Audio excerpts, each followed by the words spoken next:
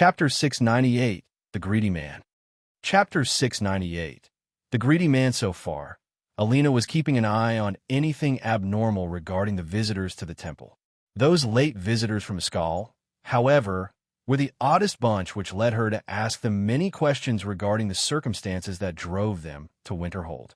First of all, those two siblings were the survivors of an aid-seeking delegation that couldn't leave Solstheim due to abnormal reasons. The second thing Alina asked about was this abnormal situation, which was quite a shock to her. Solstheim is under attack by something mysterious and evil. Many people from the Skal village, the settlement of Raven Rock, and the Dare Dragon Company outpost started to disappear every night and weren't seen until the hunters of the Skal scouted the stones of the Allmaker. The missing people started to be regularly spotted around the Allmaker stones at random times of the day. They would come, go, appear, disappear, and reappear again with every ash storm in the Ashlandic part of Solstheim. These phenomena worried Alina, but not for just any reason. She was told by John that once those signs appear in Solstheim, another threat shall rise from there. A dragon threat, a vampire threat, and now a threat from Solstheim. Aside from the usual threats the Dares deal with daily, John made it quite clear that only he will have the final say in those three matters. Like any good wife, Alina would worry about the workload that weighs her husband's shoulders. If she can at least cushion the impact of those situations for him, she would happily do it. Should I send the Stormfists to deal with it? Alina thought to herself about sending out her personal shield thanes from Clan Stormfist that was subdued during the Battle of Winterhold and swore allegiance to her. That particular clan was on the front line against the dragon cult for months now. They have done a lot of good, and whatever was out there in Solstheim, their warriors, heralds, and voice masters can hold their ground for as much time as John would need. About Thane John Dare, will we meet him anytime soon?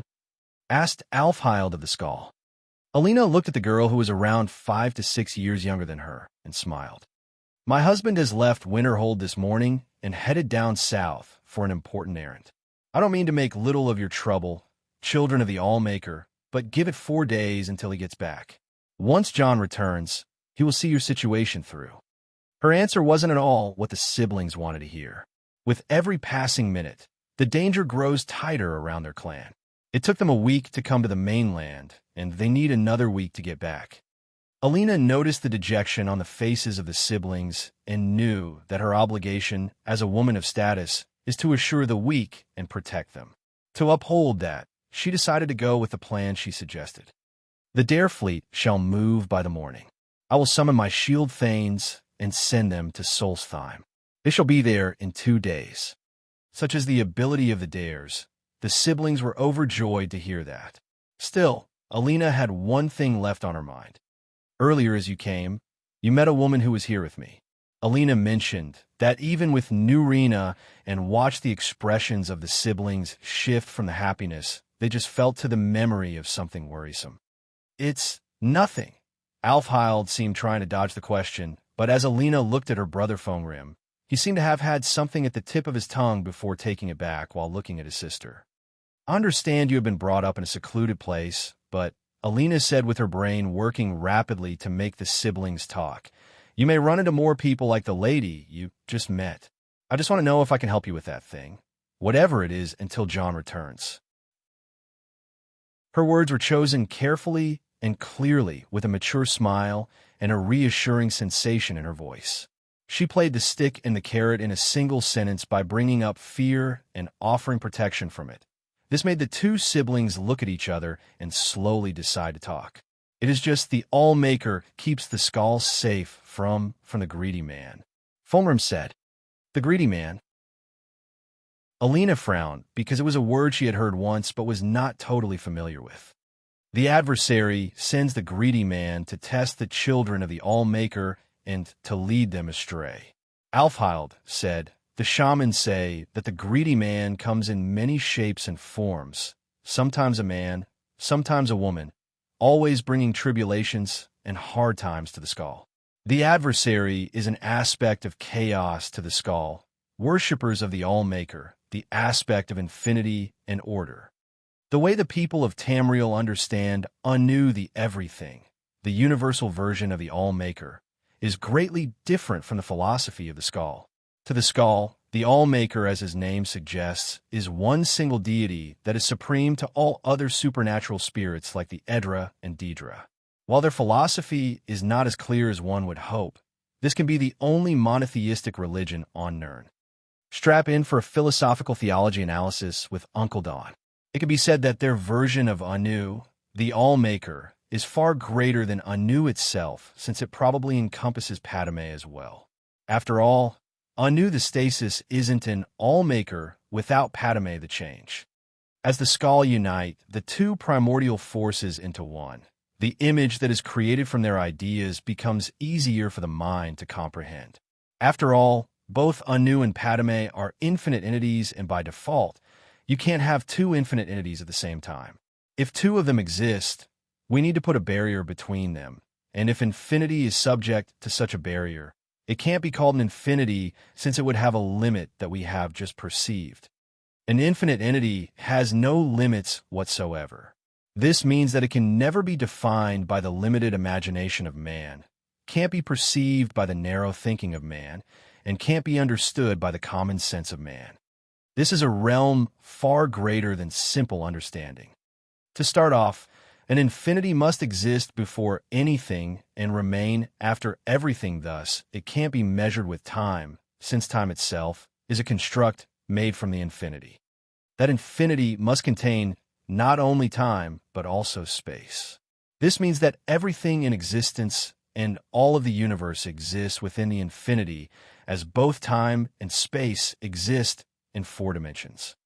But if we stopped at the 4 dimensions and put the infinity within it, this infinity would be limited, and thus to be an actual infinity, it must break beyond the 4th dimension into the 5th and the 6th and the 11th, and beyond any of the dimensional count or concepts.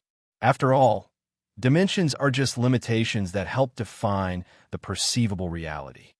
So to be an aspect of such infinity, that must be more than just a supreme existence on the scales of the temporal and existential realities. Infinity encompasses everything that includes knowledge, senses, and power. In other words, the All-Maker should be omniscient, omnipresent, and omnipotent. In fact, infinity should be omni-everything. Whether the Skull people have this level of depth in their own doctrine or not, Alina was aware of these arguments thanks to the top fan of the All-Maker outside the Skull clan, Jon himself. Jon has always shown indifference towards the polytheistic ways, while at the same time, he was honoring those ways as traditions rather than worship. While Jon only cared about cats in regards to supreme beings, he had a lot of philosophies that he would always toss around regarding the fanatical practices which may cause disharmony and discord between people. Thankfully, he keeps them to himself and his arcane studies.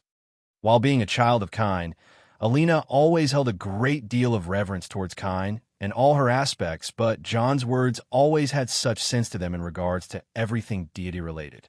He once said that if there is one true God who is being worshipped on Nirn, it would be the All-Maker.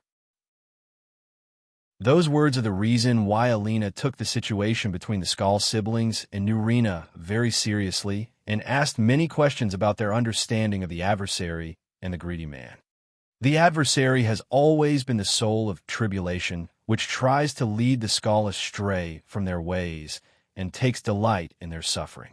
As a devil figure, the adversary would either manifest as a response or an entity known as the greedy man. Alina could easily figure out what happened at that moment. The Skull are worshippers of the balance between Anu and Padme and their total power. To them, a being that breaks that balance like Nurina, who is the high priestess of Sidhiz, is a great threat herself. Would all the Skull realize that there is a greedy man if they were to ever come across one? Alina asked out of curiosity. It is our first time sensing that, Fomrim said. Alina nodded in understanding. If that was actually the case, the Skull would teach their younglings to be wary around every outsider, since no one knows if a greedy man would ever appear. However, it may be rare for the Skull to come across a greedy man this way. Alina wanted to learn more, and for the remaining 4 days, She would have those two siblings as her guests in order to satisfy her curiosity until John returned from Rift Inn. The Rift, south to the city of Rift Inn, not too far from the Shadowstone. Two figures traveled on the moonlit trail to a nearby grove until they reached a small body of water. There, the two of them seemed to be giggling and laughing before tossing one another in the water until they lay down with their drenched clothes on the ground. Slowly, they turned to one another and started kissing. They didn't even give it too much thought before one of them was lying down and the other was on top doing all sorts of amorous moves. The two didn't even bother to muffle their voices with magic and kept acting like beasts in the wild as they exchanged kisses and words of desire. The temperature of their bodies kept rising, but despite all of that, they were still far from finishing their edging foreplay. They were yet to do the real deal. Slowly they calmed down and looked at one another.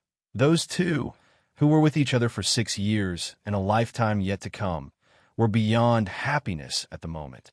Today was the day of promise. John promised Jellinar to take her as his second official wife. "Will you marry me?" John asked, offering no amulet of Mara unlike the traditional norm, but rather a ring made of amber and forged in the Shivering Isles. Was there need for a reply? Jellinar simply slid her torso down against his, and once his man parts met her lady parts, they slid together in perfect motion to produce a new brand of madness. The smile on Jellinar's lips grew wider as she lowered herself to his chest and surrendered to ecstasy. She looked at the ring he still held in his right and offered her hand. Slowly and gently, he slid the ring around her finger. Their hands and fingers intermingled, and the energy they had exploded in a fanatical ritual of motions and body heat that caused the nature around them to suffer. They both felt so fulfilled and weren't planning on stopping anytime soon. As they flipped around and she was on her back, he touched her torso and lowered his hand slowly to start teasing her clitoris as he gently rammed his penis against her womb. They smiled, laughed, and kissed before continuing for a few more rounds of wild sex. At one of their breaks that happened to be their last, the voice of a gasp was heard as a woman emerged from the push. WH, what have you done?" This voice attracted Jellinar as she turned around with her eyes wide open, one violet and one amber. Her chest was bare, but it was drenched in bloody red.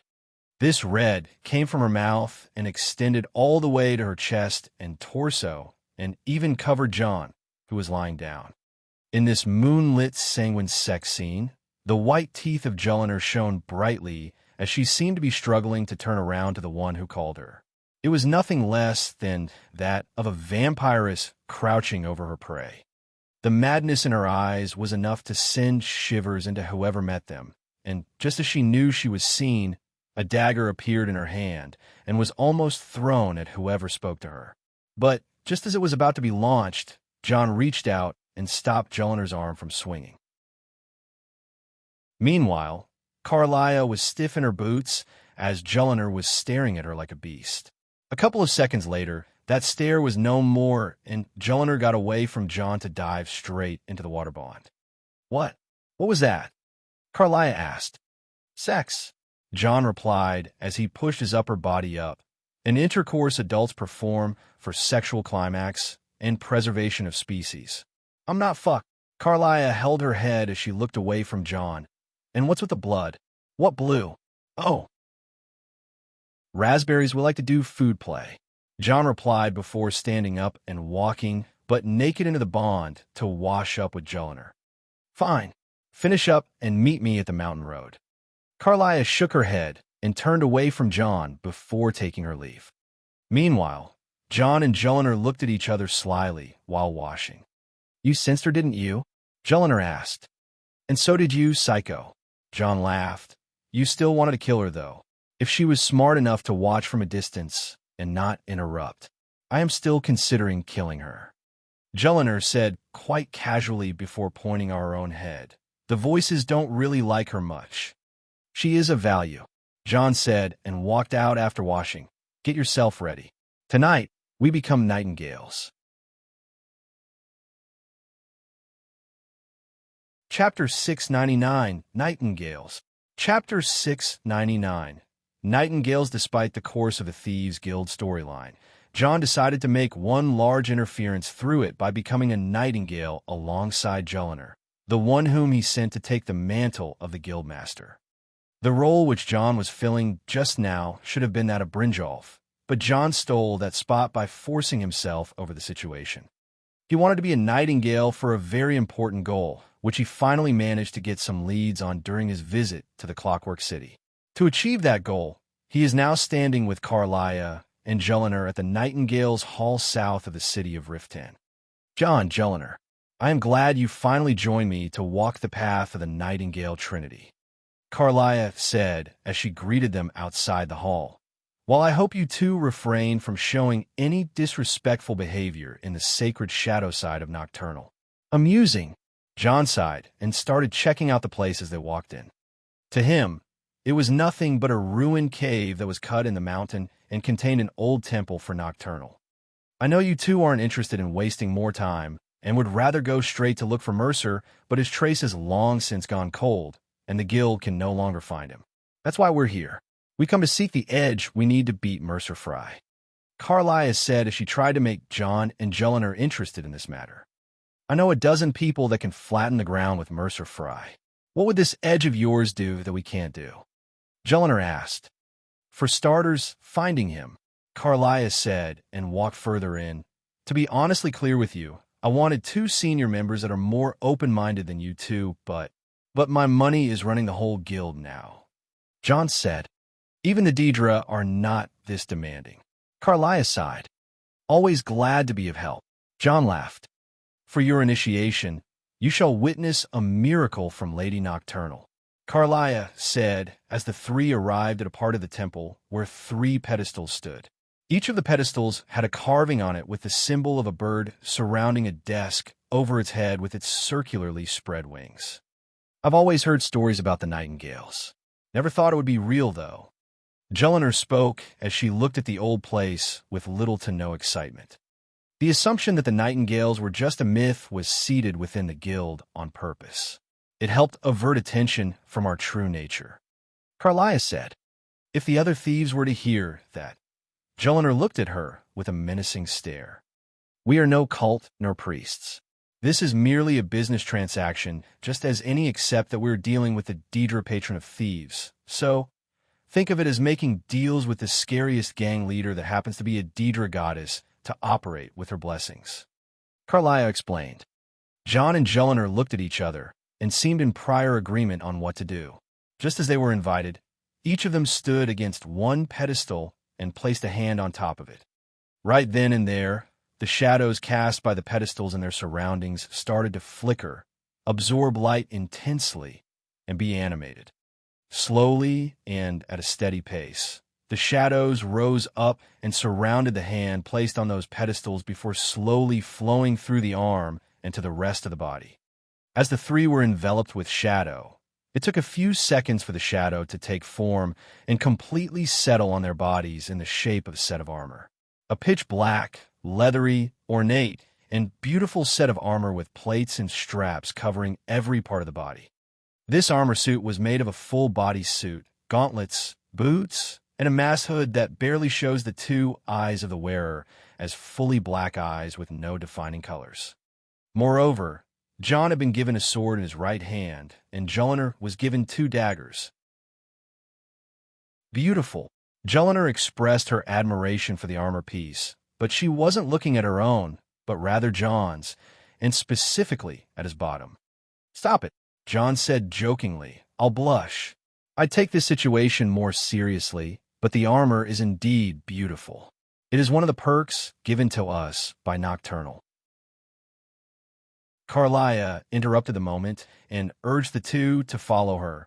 Beyond that gate over there is the first step to become a nightingale. The 2 didn't seem to be in any sort of disagreement and followed along. Carlia was bothered by the silence, so she went on to explain further. To hold any hope of catching Mercer, we must have Nocturnal at our backs.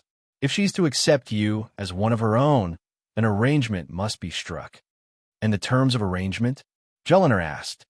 The terms are quite simple. Nocturnal will allow us to become nightingales and use our abilities for whatever we wish. And in return, both in life and in death, we must serve as guardians of the Twilight Sepulchre. Carlia replied. Jelinek turned to John as if waiting for something from him. We make our own fates. John said, I once heard about a Nord dragonborn who turned into a werewolf, served as a nightingale, and a Dark Brotherhood assassin. John said, guess who got his soul in the end? Who? Carlia and Jelinek asked. I have no idea, John said, but if a human ascended her soul with enough power to satisfy each of those original spirits all at once, wouldn't that be a sight to see? John's statement made Carlia frown, but Jelinek's eyes widened as she understood something. So that can happen, she said. It can, John nodded. Also, there are other things that may satisfy a Daedra other than souls. Carlia was unaware of what the two of them were planning, but she didn't really bother. No matter what John Dare, or whoever it is, intends to do mischief in this place, it is them versus Nocturnal. No worries here. Only if she knew what John had in mind, she would scream, run, pull her hair, scream, and run again, and eventually bang her head to a wall or something. Deeper into the inner sanctum of the Nightingale Hall, the reformed trinity of the Nightingales stood in front of the gate to the summoning chamber. Now, are you two ready to take the oath with Nocturnal? Carlia asked while placing her hand on the chain. Seeing that the two barely nodded and remained silent, she pulled the chain and walked ahead of them. Now, after we open the gate, John takes the eastern circle, Jelinek takes the western. I will take the one in the middle. John and Jelinek did as they were told once they entered the chamber. There was a central stone platform with the sigil of the Nightingales carved on its grounds, and then 3 bridges leading to 3 minor platforms, each had a circle carved on it. Once the 3 Nightingales were separated to stand on each of the circles, as Carlia instructed, she began to chant the summoning. I call upon you, Lady Nocturnal, Queen of Murk and Empress of Shadow. Carlia called as she raised her arms before calling one more time. Hear my voice. Nothing happened for a few seconds, but just as it seemed that nothing would happen, the temperature of the chamber went down a few degrees, and an otherworldly presence invaded the place. The Nightingales, however, were unshaken. As the chamber became darker, a sphere of shadows and void started to form, and a feminine voice was heard responding to Carlia's prayers from all directions of the chamber. Ah, Carlia! The voice spoke sweetly yet with deep and unfathomable power. I was wondering when I'd hear from you again. Lose something, did we? Oh, my lady, I've come before you to throw myself upon your mercy and to accept responsibility for my failure. You're already mine, Carlia. Your terms were struck long ago. What could you possibly offer me now? Oh, I have 2 others that wish to transact the oath, to serve you both in life and in death. So far, everything went as far as Carlia expected it would. She wasn't sure how Nocturnal would react, and she was betting on the restoration of the Nightingales to satisfy the Queen of Shadows, but you surprise me, Carlia. This offer is definitely weighted in my favor. Oh, hold it right there, ladies. We're not just some offerings here, are we? And at that moment, John interrupted the conversation between Nocturnal and Carlia. It was a great surprise, but John immediately reached out to the cowl of the Nightingale and tore it off his face with sheer physical strength. His eyes were to appear first, followed by his hair and menacing smile. Then his magicka was unleashed boundlessly. John Dare. Stop this at once. Showing disrespect in the presence of Lady Nocturnal is... Joe! As Carlia wanted to stop him, Jelinek jumped off her platform and stood behind Carlia with a dagger to her throat and another to her side. Let's be nice and quiet, shall we? Jelinek spoke in the same tone John uses, but her bloodlust was as high as the sky at the moment, and she seemed like she would snap and kill Carlia at any given moment. Carlia had to be very careful from that moment on. Even Nocturnal immediately recognized who John was. Lady of Shadows. John greeted Nocturnal properly and stepped forward to the main platform. Last I saw of you was when you hosted the myriad realms of revelry. Nocturnal spoke. You did labors for Azura, allied yourself with Mephala and Bothia, carried the arrogance of Meridia and the malice of Vermina, and wore from the same shirt as Sheogorath and Herson. You are famed among the royalties of Oblivion, mortal. Oh, I also extorted Dagon, made enemies with Baal, Vile, Periite, and Malakath. I can make enemies just as well as I can make friends. John said, a threat well delivered. Nocturnal understood John's intentions, but you are a being so close to the shadows. Why not just accept my gifts, mortal? Oh, a gift is a favor. A favor comes with a price. I am a being of business. I like unprecedented exchanges, unique profits, rarities, and antiquities that are one of kind. My key? Nocturnal asked. Haven't you been bearing it for quite some time now? He did what? Carlia, who just heard that, and despite all the ways she could die at the moment, reacted violently to what she just heard. Say goodnight, lady. Jelinar was just about to dig her blades in Carlia's neck, but John held his fist up for her to stop. I stole the key from Mercer at some point in time, but it fell once again into his hands. John said and turned to Nocturnal. Now that I meet the owner of that key, I can make a new legal offer. You return my key. I grant you the blessings of the shadows. Fair offer, don't you see? Oh, I see. Very fair except for the life and death part. But eventually, you gain freedom. Sounds like a no deal when you use the word eventually. Still, that's not what I am after.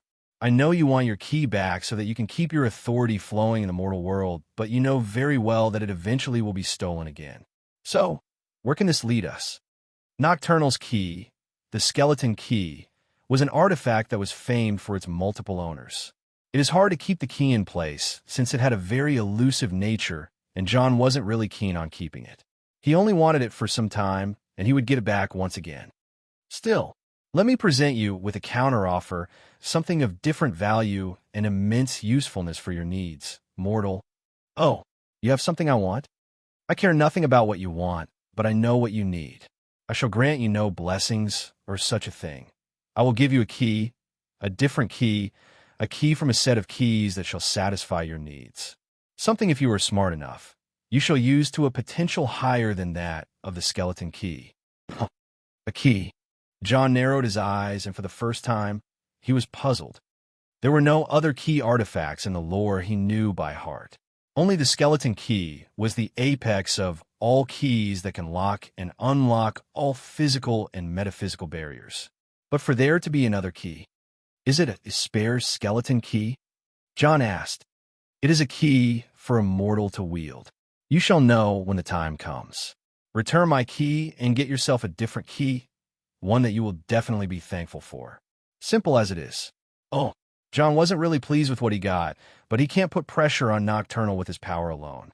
He can stand his ground, but he can't push against the might of an Ada. He thought about it, but more than simply thinking, he was very curious. It may not be worth it, and Nocturnal is just lying to him, but knowing what the Daedra are all about, John couldn't help but fall for his curiosity. Why an Oblivion not? John smiled, and with an agreeing face, he held his hand out to Nocturnal. Deal. Deal. If you find any errors, ads pop up, ads redirect, broken links, non-standard content, etc. Chapter 700, Nocturnal's Key. Chapter 700, Nocturnal's Key. 700 chapters. Dear Lord, what have I done? Faced with tears of joy, faced with tears of joy, faced with tears of joy. There was a story passed down on the eastern docks of Tamriel that originated from the Tang Mo of Akavir, that two monkey sages once argued about life and fairness. Is life fair? Asked the first monkey sage. Life is definitely not fair, replied the second monkey sage. The first tilted with obvious surprise written all over his face, for the sophisticated people of Tang Mo would never answer a question in philosophy with this level of confidence, since it was the norm of their race to argue to no end about one point until they reached the truth or the closest thing to it. How so? Asked the first sage in wonder. Aren't people unequal? Answered the second sage with a question of his own, a question that would lead to another paradox of questions about equality and civility. People are supposedly equal, but the matters of worth and status change the whole perspective depending on the variables of life, which depend on the greater good for certain groups. So is life fair? The quick answer was no. People would be born at different levels of status and wealth, and some would start their journey in life with nothing while others would start with education and funds. Some would be lucky from the start, and others would be miserable. Life is not fair, or is it? The first sage seemed willing to take that argument to a new depth, while the second sage, who stated that life isn't fair, looked at him with absolute patience. Surely a Tang, M.O., would argue a blade from slitting his throat to the bitter, and so long his tongue can utter words. So far, the first sage seemed to be willing to keep arguing just for the sake of argument. But life is obviously fair, in my opinion, said the first sage in a statement that made the second sage tilt his head. The first said, obviously, and was sure of what he was saying. How so? Asked the second. The first sage smiled and said that people are born with the same characteristics. He also stated that the racial differences between the people aren't that big of a game changer and can't make one race ultimately superior to other races. He said that by the most basic observations, one can dictate that all people were given their worth equally since they were all born naked, bloodied, kicking, and screaming. We all come to this world in an equal state, and once we leave it, we are still equal since whether it is rich or poor, king or slave, all rot in the ground and get eaten by worms beneath the dirt. A fair point. The second sage nodded and started to reevaluate his thoughts. But that conundrum you started is based on life. In other words, the whole thing speaks about how people live, not how they come to the world and how they go, stated the second sage. Go on. The first sage narrowed his eyes and started listening. Simply put, you asked whether life is fair or the opposite. We may all be born the same, but we are still born as either kings, commoners, slaves, rich, poor, privileged, or oppressed. We don't get to choose how to start in life, and we can't predict how the future takes us. We are not in control of our fates as much as we think we can. Ultimately, life is unfair. That's how the second sage responded. But the first monkey sage clapped his hands in the wild way of a Tang Mo. You said it, here it is. We aren't in control of our fates. The first sage said while grinning. Yes, I just said that. And I stated that so leads to unfairness. The second sage narrowed his eyes and replied, slowly. But the first sage laughed. So one may be born a king, but ends up a slave, and one may be born a slave, but ends up building an empire. The first sage stroked his monkey beard while saying, there are no constants in life. Oh, frowned the second sage. Life and fate. We have no control, but we simply live on the flow and embrace the unpredictable chaos. Those who try to control fate and life create unfairness. Ultimately, life is not unfair. People are. End of the story, John said with a wide smile. Horseshit, garshit. While the story was quite entertaining to Julliner, the other two didn't share John with his opinion. Julliner would kill the two if she wasn't ordered by John to not kill anyone unless he says so, but that didn't stop her from glaring at the two of them. Mercer was surely captured by this point. He was tied, dragged, and humiliated as John was giving the speech about life and fairness. The second objection came from Carlia, who was being dragged along with John and Julliner since they made a deal with Nocturnal. First of all, she couldn't wrap her head around why Nocturnal let John and Julliner off the hook regarding the service of life and death thingy, and even for John speaking so casually to Nocturnal. Was this the power that lies in the students of Divaith FYR? The sorcerer who is known for his epic battles against Daedric princes and otherworldly demons? She wasn't sure, but she was still vexed by something.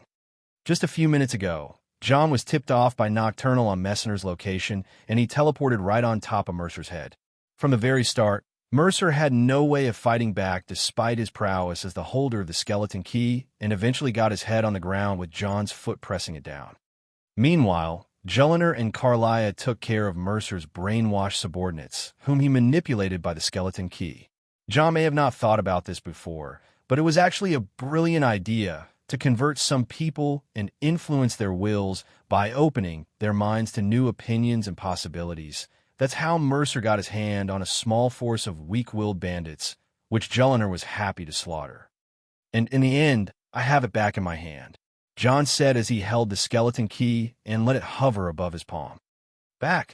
Mercer repeated that particular word John said, and turned his eyes to see the grin and the cold eyes on John's face. "It was you all this time." Mercer screamed and struggled to stand, but the pressure coming from John's foot on Mercer's neck was nothing he could simply fight. More to it, John immediately crouched down, and instead of his foot, he used his knee and hit Mercer right in the back, causing the cracking sound of breaking bones. Yes, it was me," John said sinisterly. "I was the one who stole the key from you a long time ago. I am the one who used it for my gains for 4 years, and I am the one who returned it back." Mercer couldn't help but feel powerless. His spine breaking wasn't as painful as the realization that he was manipulated by a kid from Riffin's back alleys. John was there on many occasions. He stole the key, misled Mercer that day when the key was stolen, took the key for himself, returned the key to Mercer before joining the Nightingales, led the thieves to expose Mercer, and led the Nightingales to hunt him down. He reaped all the benefits and earned all the rewards. What are you?" Mercer asked, knowing who John Dare is but not what he is. "I'm the unfairness of your life," John replied and slapped Mercer on the back of his head, "just like how you were unfair to many others." Knowing that Mercer is walking no more, John stood up and left him as he wailed from the harrowing pain. "He's all yours," John said to Carlia and walked away with his loot. Initially, Mercer Fry was raiding the old Dwemer ruin of Erkingthan with his group of bandits to access an old Falmer ruin beneath it. His goal was a shrine that belonged to the Snow Elves, which had a colossal statue of a snow elf. This statue was a subject of a legend that stated that 2 of the largest known gems in the world were used by the Snow Elves to make eyes for the said statue, and it was something akin to myth in the lore of the Thieves' Guild. Mercer seemed to have been hunting that myth for a long time, and when he put his hand on the 2 gems, John was there putting his hands all over him. The room collapsed as soon as the eyes were taken out, but John teleported the group, along with Mercer and his loot, far from the collapse site. And now, what is Mercer's belongs to John. The 2 large gems, known as the Eyes of the Falmer, were immediately hidden away by John, who seemed to have a different plan for them, and he left Mercer to Carlia after promising her to deliver the skeleton key to the Twilight Sepulchre. On the other hand, Carlia had a long-awaited reunion with Mercer, the man who killed her lover and chased her out of Rift Inn for 25 years. The duty of delivering the skeleton key was passed to Jelliner. It had to be her who received the credit for taking the curse off the Thieves' Guild. This decision was made by John and Carlia, especially when Carlia stated that she wanted John as far from the skeleton key as possible. While Jelliner was John's lackey, she was not as powerful as him to freely mess with Dater princes, and so Carlia thought of keeping John away from Nocturnal that one time. In her mind, everything was still going as it was supposed to. As Jelliner entered the Twilight Sepulchre, she had to navigate her way through a maze of old ruins and find her way to a chamber where there was light and darkness. In that chamber, one must walk the path of Nocturnal and never step into the light. I was also known as the Pilgrim's Path. Due to the fact that the Nightingales haven't been maintaining the Twilight Sepulchre for 25 years, they have lost access to the inner sanctum of the Twilight Sepulchre, and so Jelliner had to take the long way of proving herself to Nocturnal until she finally stepped into the inner sanctum. Along the path inside, ghostly Nightingale sentinels would appear to Jelliner and madly fight her to stop her from proceeding, but she was cunning enough to hunt them down before they get the drop on her. Just before the inner sanctum did those sentinels stop chasing her, and she had to take a drop to enter a circular pit in the ground where there was a skeleton and its belongings. Jelliner couldn't figure out how to proceed from that point and thought about climbing the pit, but once she thought about it, it must have been the pit that killed the owner of that skeleton by hunger. This may be an indication that she mustn't go out, but rather go deeper. With the skeleton key in her hand, Jelliner barely touched the ground with it, and the whole thing started to come apart like dispelled illusions. She took another small fall that led her to the central area of the inner sanctum. What she saw there was another room veiled with darkness and surrounded by the illusion of a starry sky. On the ground, there was a large circle that had 3 phases of the moon, and in the center of that circle was a keyhole. That keyhole was fit enough for the skeleton key to go in, and once that happened, the room started to change drastically. The hard ground started to shift up and down with the motions of rippling water. A well called the Ebonmere appeared in the ground, surrounded by 3 large spikes. From that well, a figure emerged. That figure was that of a woman who looked human, but was anything but that. Her appearance was illustrious, and her gown was erotic as it displayed her voluptuous body and the entire chest area while barely covering her breasts. Her fine pair of legs were on full display from the hips down to her feet, and she floated above any mortal height while looking down on the mortal in her presence. Her words were spoken in a grand and seductive voice. "My, what do we have here? It's been a number of years since I've set foot on your world.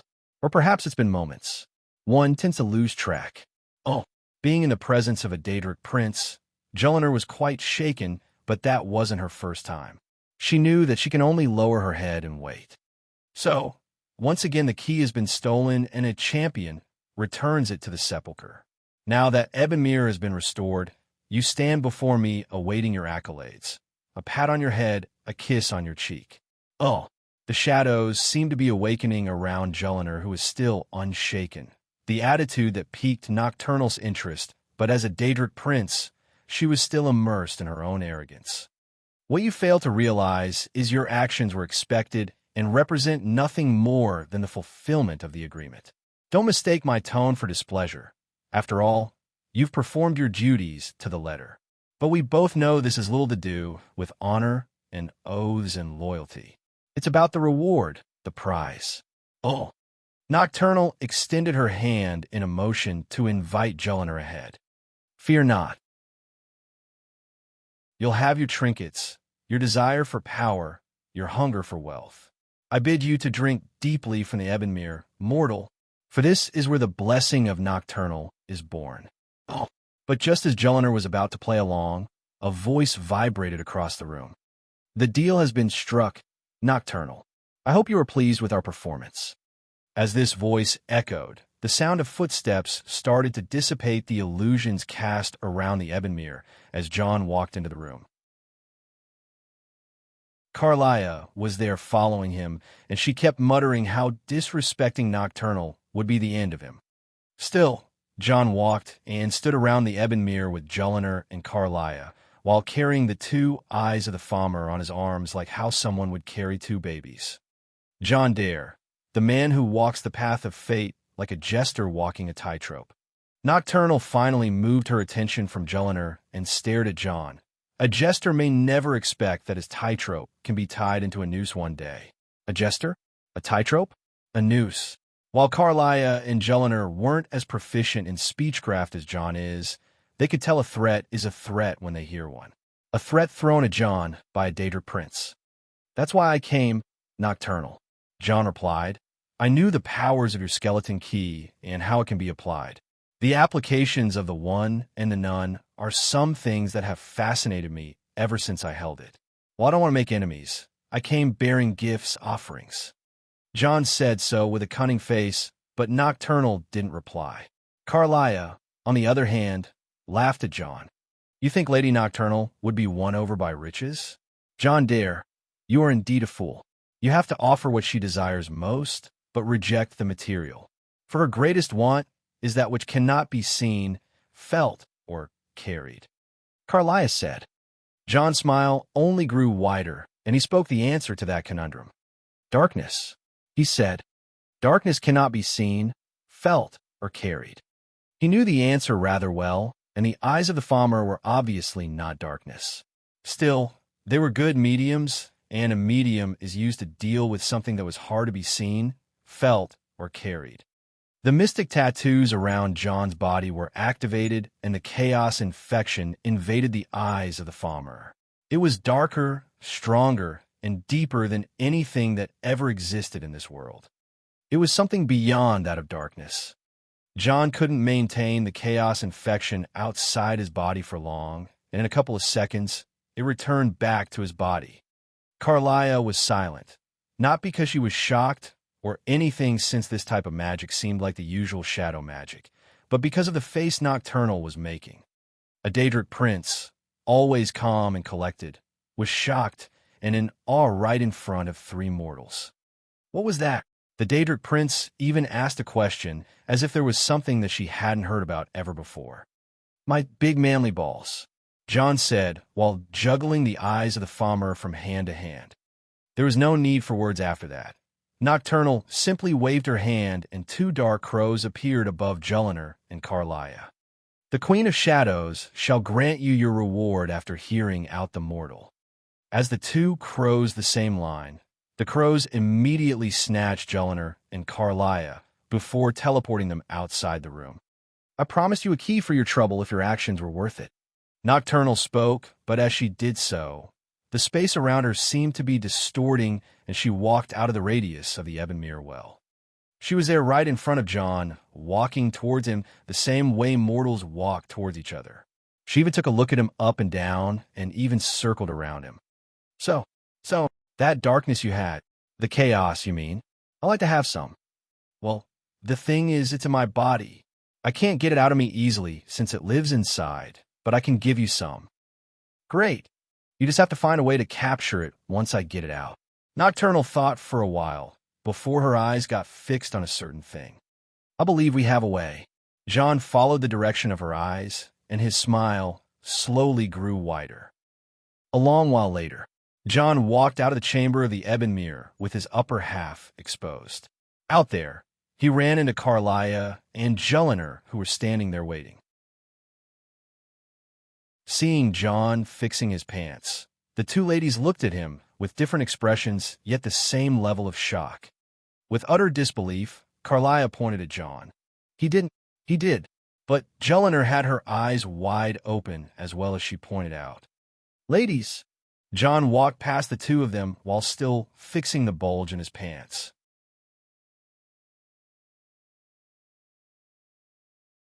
Chapter 701. To the Summit.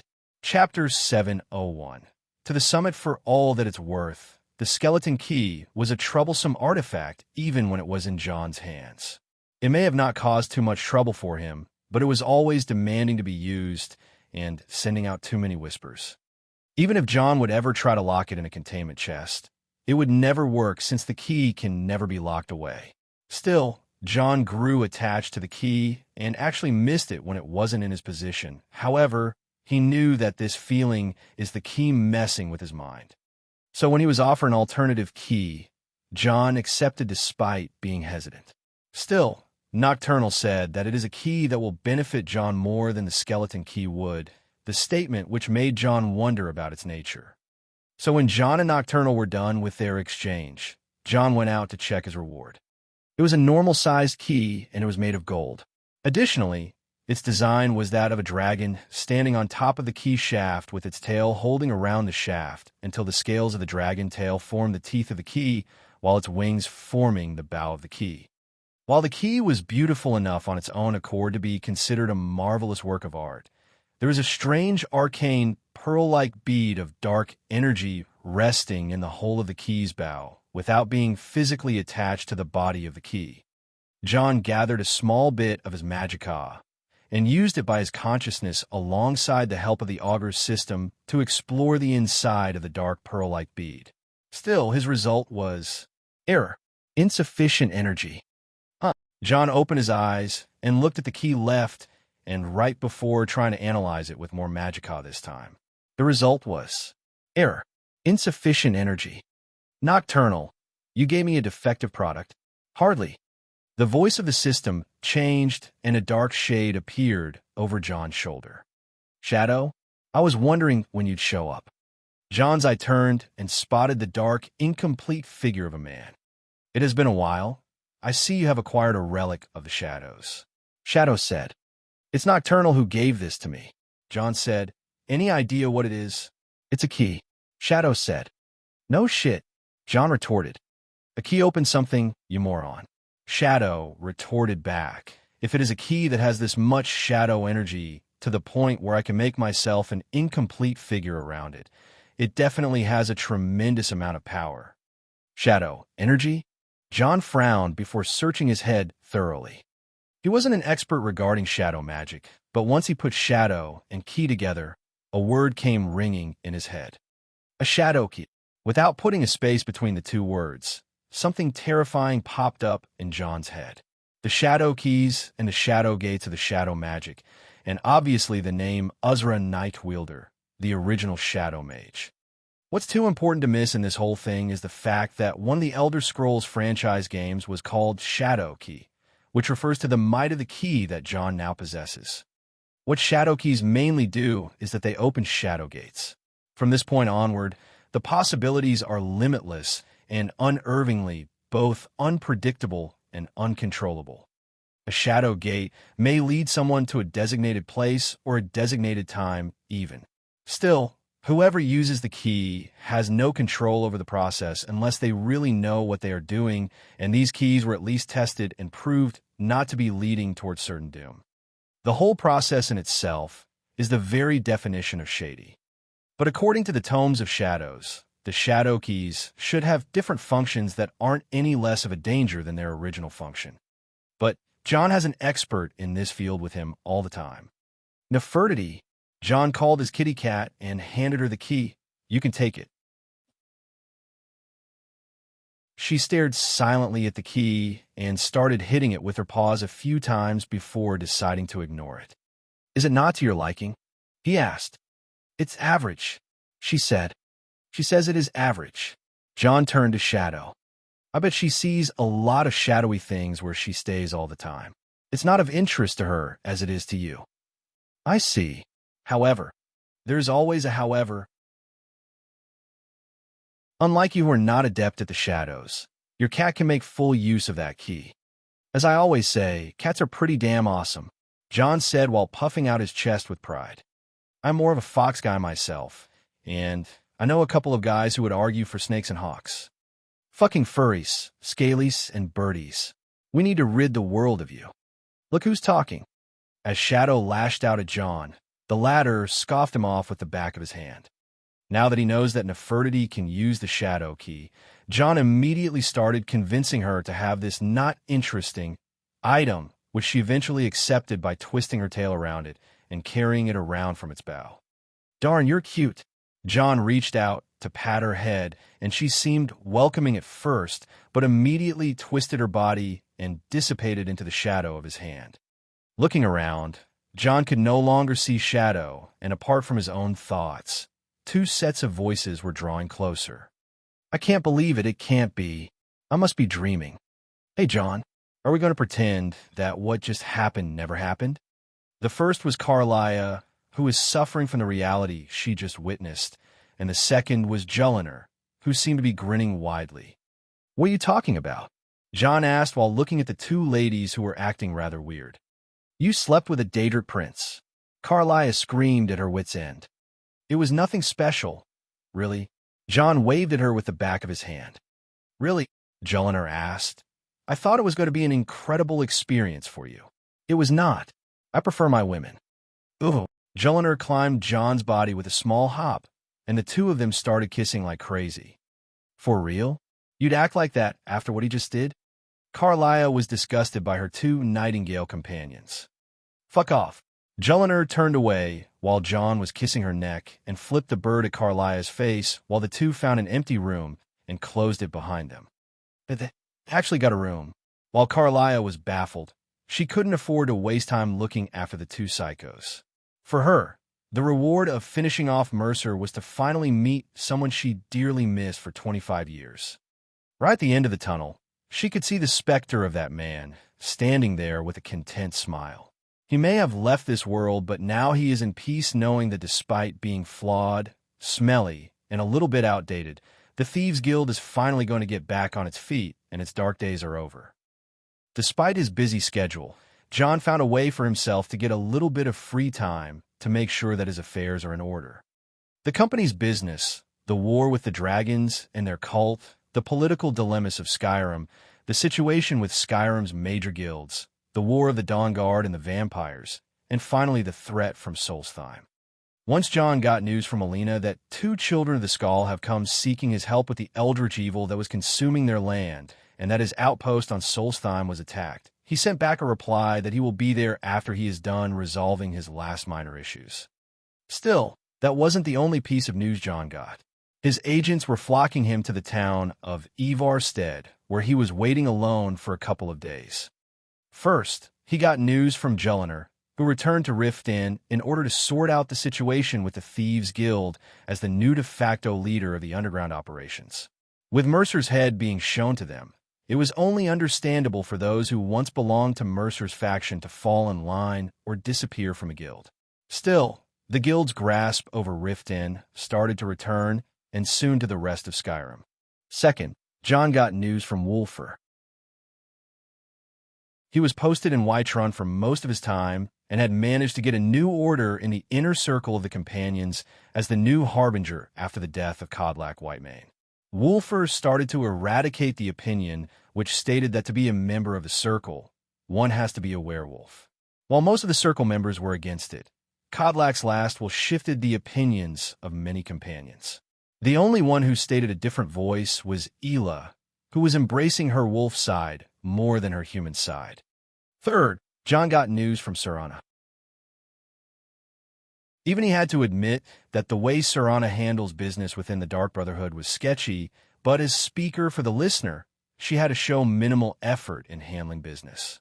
Still, the other speaker, Cicero, has reported a few incidents where Serana was going AWOL more than she should, and her silencer, personal assassin assistant, seems to be doing more legwork and covering for her. John became interested in what Serana was doing, but since he was busy at the moment, he preferred to guess that Serana was doing some personal vendetta against Clan Folkihar. Finally, in Alina's letter, John got a report on the College of Winterhold and how it fully assimilated to the new policies which Alina was pushing forward. With these 4 reports, John put the 4 major guilds of Skyrim in his pocket and amassed more power and resources than anyone else would even imagine. He can finally say that he built a high and sturdy wall to cover his own back. With the fighting force the Companions possess, the magic and resources of the college, the influence of the thieves, and the reputation of the Brotherhood, he can achieve anything he wants within Skyrim. But one last problem remained, and he had to close it before he would make himself free to deal with the main threats. In order to flourish, peace is needed. The only way to achieve such peace is to put a definitive pause on the Civil War. With the letter Wulfr sent, there was a package from the Companions' latest expedition in the Pale. This package would surely sway many people into his peaceful faction. Still, he had to go gather those people and meet them in the place where they could all answer his summons. Below the 7,000 steps leading up the throat of the world to the monastery of High Hrothgar, John put on his famously horned dragonborn helm and walked up the steps alone towards the summit.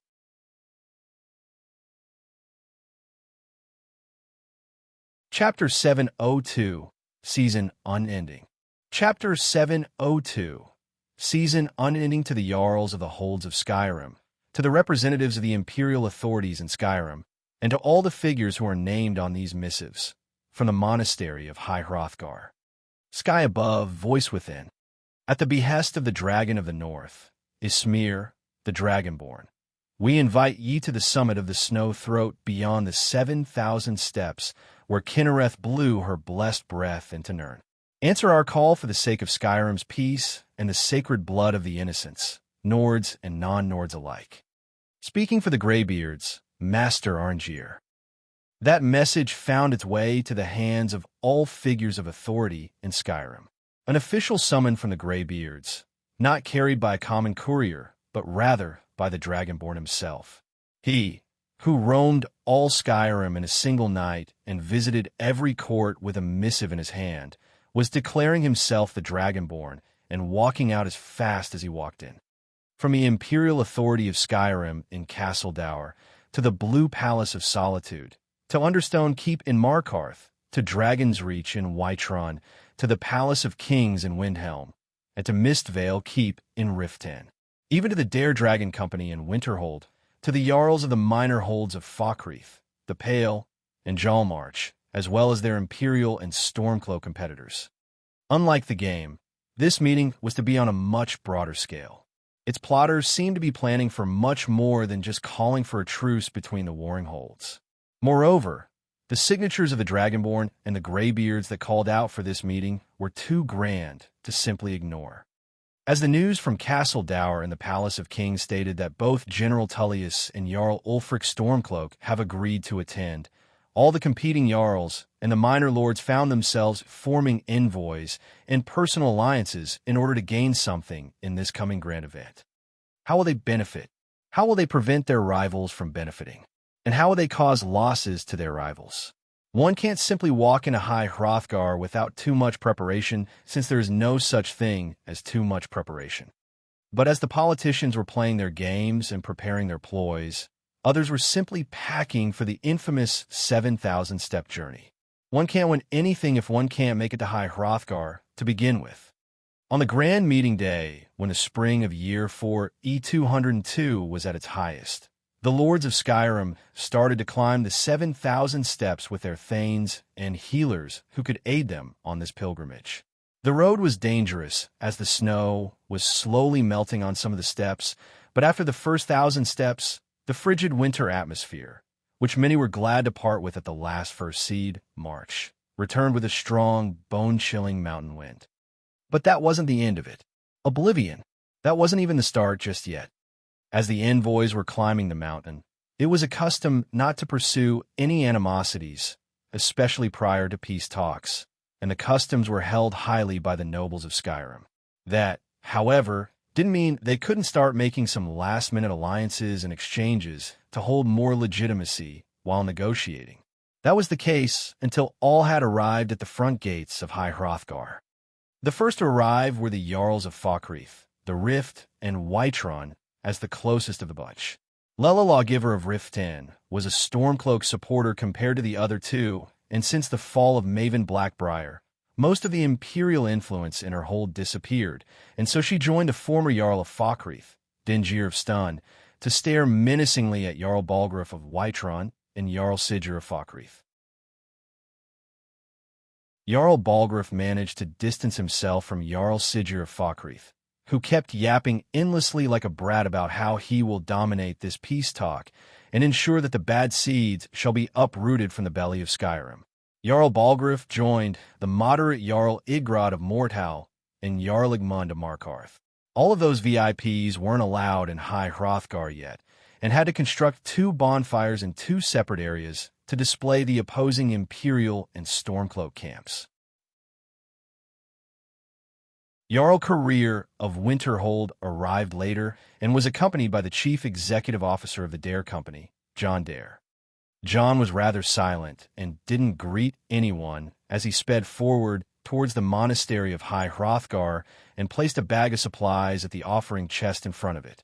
This action caused all the other lords to turn at each other before hurrying up and doing the same.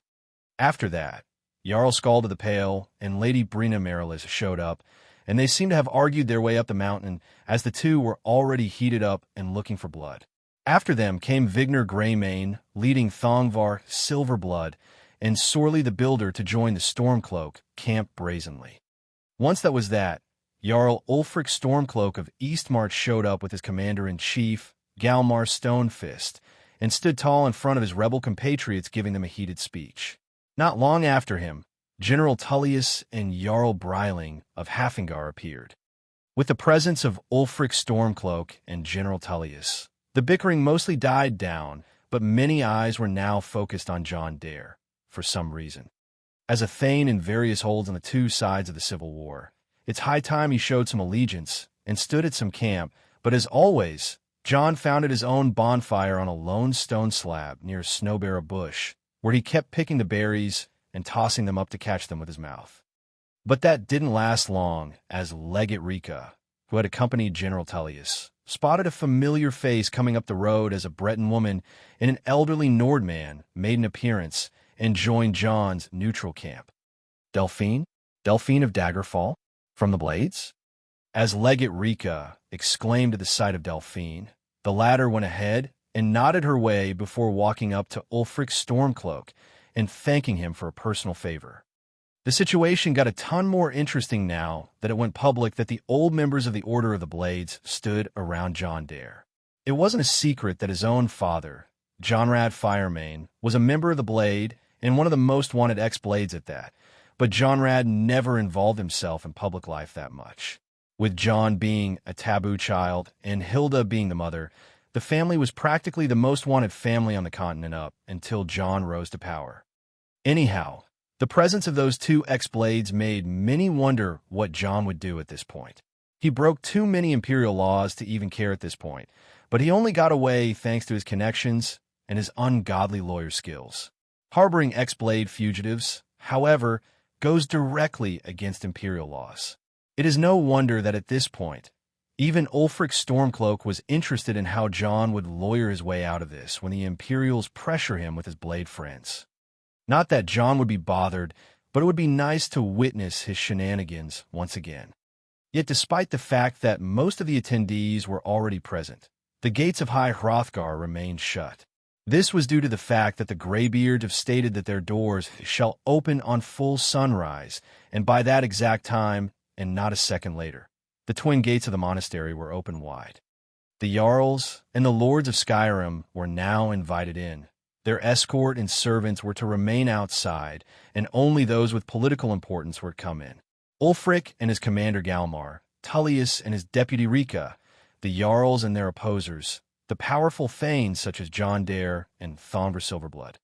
The ones who received them first were none other than the disciples of the Greybeards, then 3 masters of the Greybeards themselves. Not even a greeting could be said since every disciple and master were gagging their mouths with strong cloth. While the act itself was bizarre and unusual, those adept in the voice of the storm can kill anyone by a mere whisper. This act of gagging was simply for the safety of the guests, and nothing more.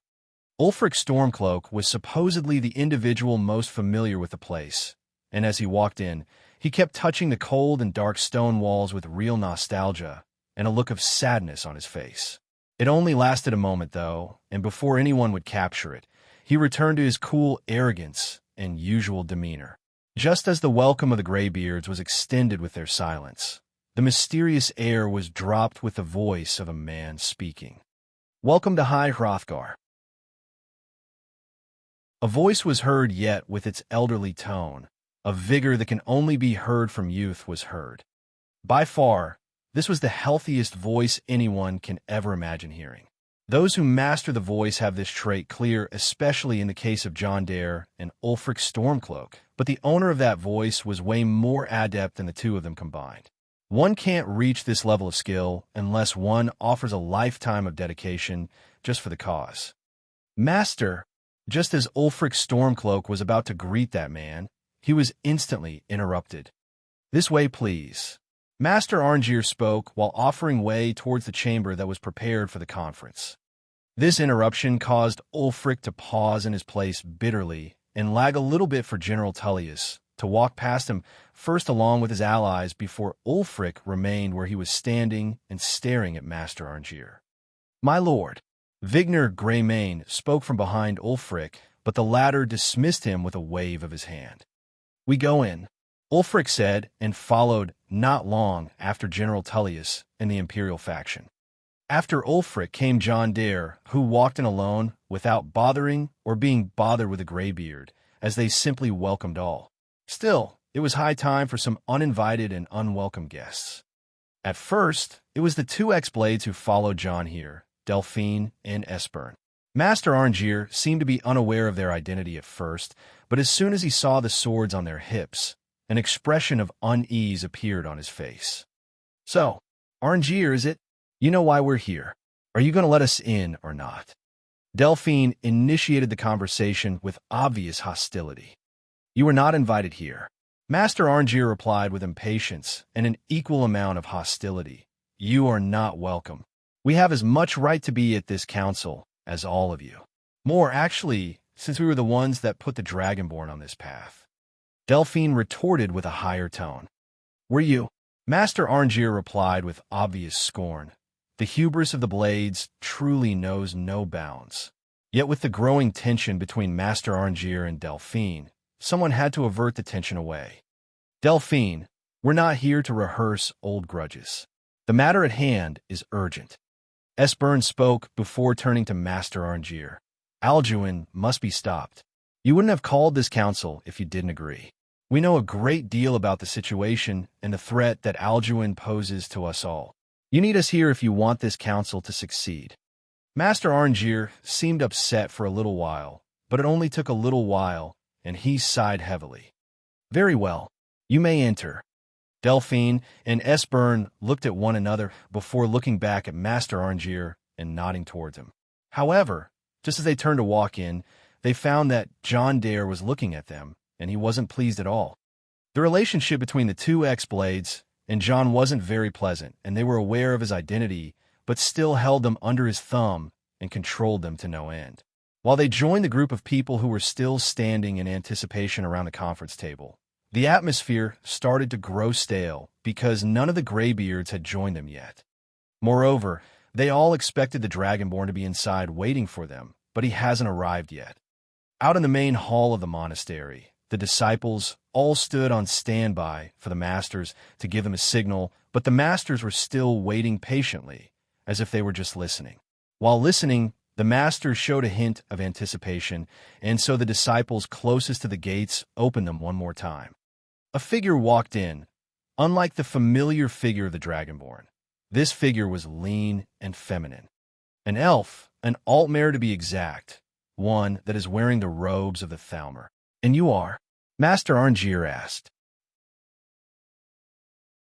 Elenwen, head ambassador of the Aldmeri Dominion to the Kingdom of Skyrim. The altmare woman replied. You are not invited, ambassador of the Aldmeri Dominion. Master Arngeir replied while keeping his tone in check. My presence here depended on our Imperial friends to be more cooperative at upholding the terms of the White Gold Concordat.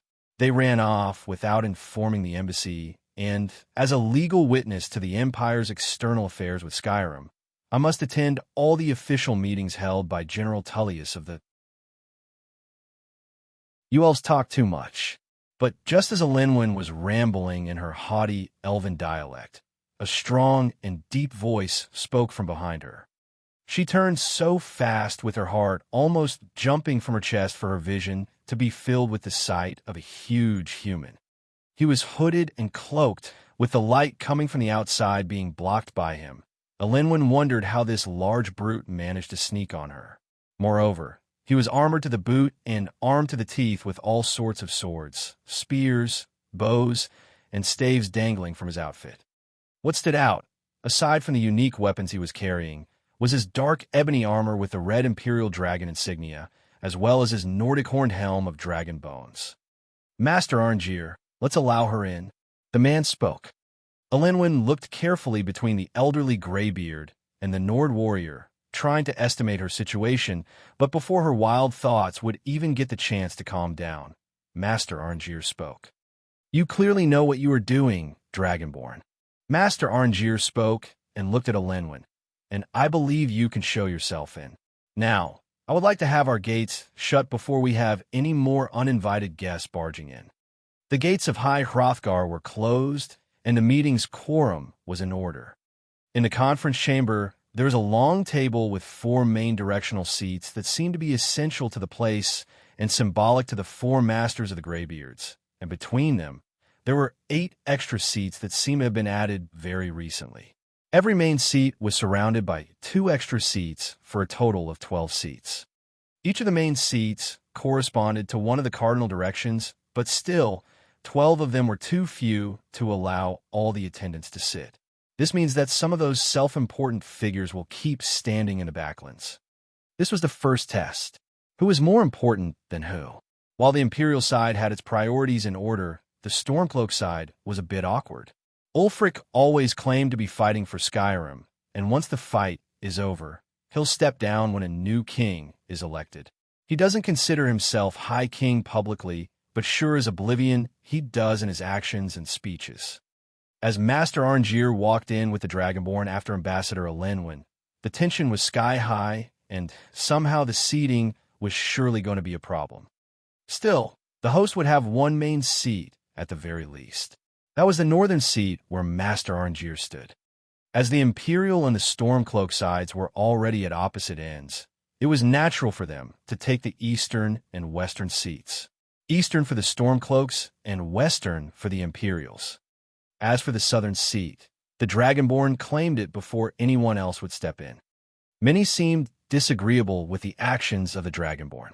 He is a young man, and even without looking at his age, he is part of the faction that called out for the negotiations between the warring factions. By default, he should be sitting next to the host, the Greybeard's Master Arngeir. Now in the four directions stood all four major personalities. General Tullius at the west, Jarl Ulfric at the east, Master Arngeir at the north, and the Dragonborn at the south. John Dare was the first to move and stood at the right of the Dragonborn. If the Dragonborn was to take a side, it would be natural for his main sponsor to appear next to him and claim a seat. As John Dare represents the neutral faction, it was clear that the three southern chairs would be neutral. As for the Stormcloaks, Ulfric only had Galmar Stonefist to his left and didn't invite anyone to his right. On the other hand, the Imperials were more brazen. General Tullius stood in front of the western seat and had Legate Rika on his right and Jarl Breiling of Solitude on his left. Moreover, he seemed to have had a conversation with Elenwen of the Almarai Dominion, and she took a seat at the side of Master Arngeir on the northern side. With the seat right next to him being taken, Master Arngeir didn't bother much, but his attitude invited the X-Blades Delphine and Esbern to do the same. Delphine took the seat on the other side of Master Arngeir, and Esbern intruded at the Stormcloak faction's empty seat where Ulfric invited no one. That was rude, but it is no secret that these two were former members of the Blades, the fallen organization of secret operatives and dragon hunters. Only one seat remained, the seat on the left of the Dragonborn, where it was considered to be the neutral faction. For that, only one man from the Imperial side dared to step in and take that seat. Jarl Balgruuf the Greater.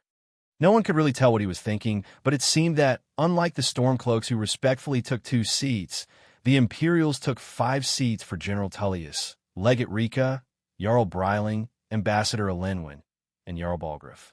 Still, it felt that Jarl Balgruuf was leaning more to his right towards the neutral faction of John Dare and the Dragonborn. While it all went like this, no one of the people present in this situation ever thought that if fate was to take its normal course, not this many people would be standing around the table to the point where the Greybeard's disciples had to move in some benches to make enough sitting space. The one smiling was John. He set this whole thing up, and just as all of those people sat down, it was bound to be chaos.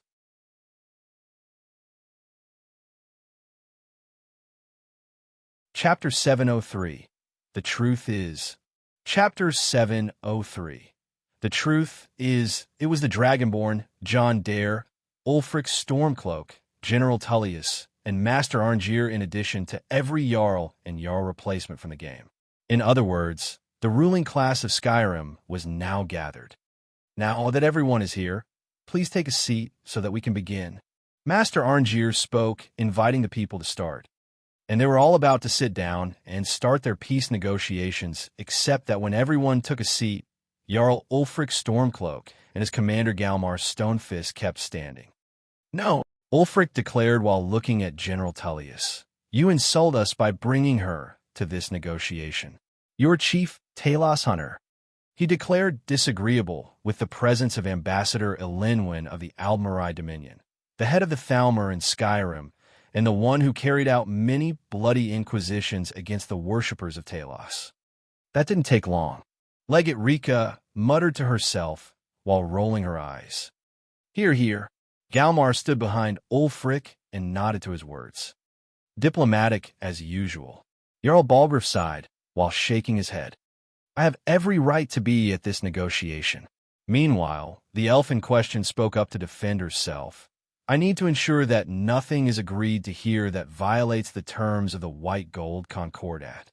She's part of the Imperial delegation. You can't dictate who I bring to this council." General Tullius had to stand up against Ulfric. Please, if we have to negotiate the terms of the negotiation, we will never get anywhere. Master Orangier pleaded with the two sides to calm down and then suggested a getaway method. Perhaps this would be a good time to get the Dragonborn's input on this matter. Just like that, all heads turned to the Dragonborn, the mysterious and silent warrior at the south of the negotiation table. But the Dragonborn didn't speak and only turned to the man to his right, John Dare. It seemed he was pushing John forward to solve this. Jarl Ulfric. John Dare stood on his seat and met Ulfric eye to eye. It may actually be a good thing for you to let her stay, for the whole negotiation at that. John's opinion was to let Elenwen stay, a radical view from the man, famed for massacring any Thalmor patrol he runs into. You shut up. What gives you the right to talk when the Jarls are speaking? But out of literal buttfuck nowhere, a voice from the Imperial side made all eyes widen from shock, and all heads turned to see who just cussed at John Dare. It was none other than Jarl Sigurd of Falkreath, someone known for his animosity with the Dare Company people. Jarl Sigurd. General Tullius was bothered a bit with that, especially when it seemed that John was taking the Imperial side and letting Elenwen stay. Don't stop me, General.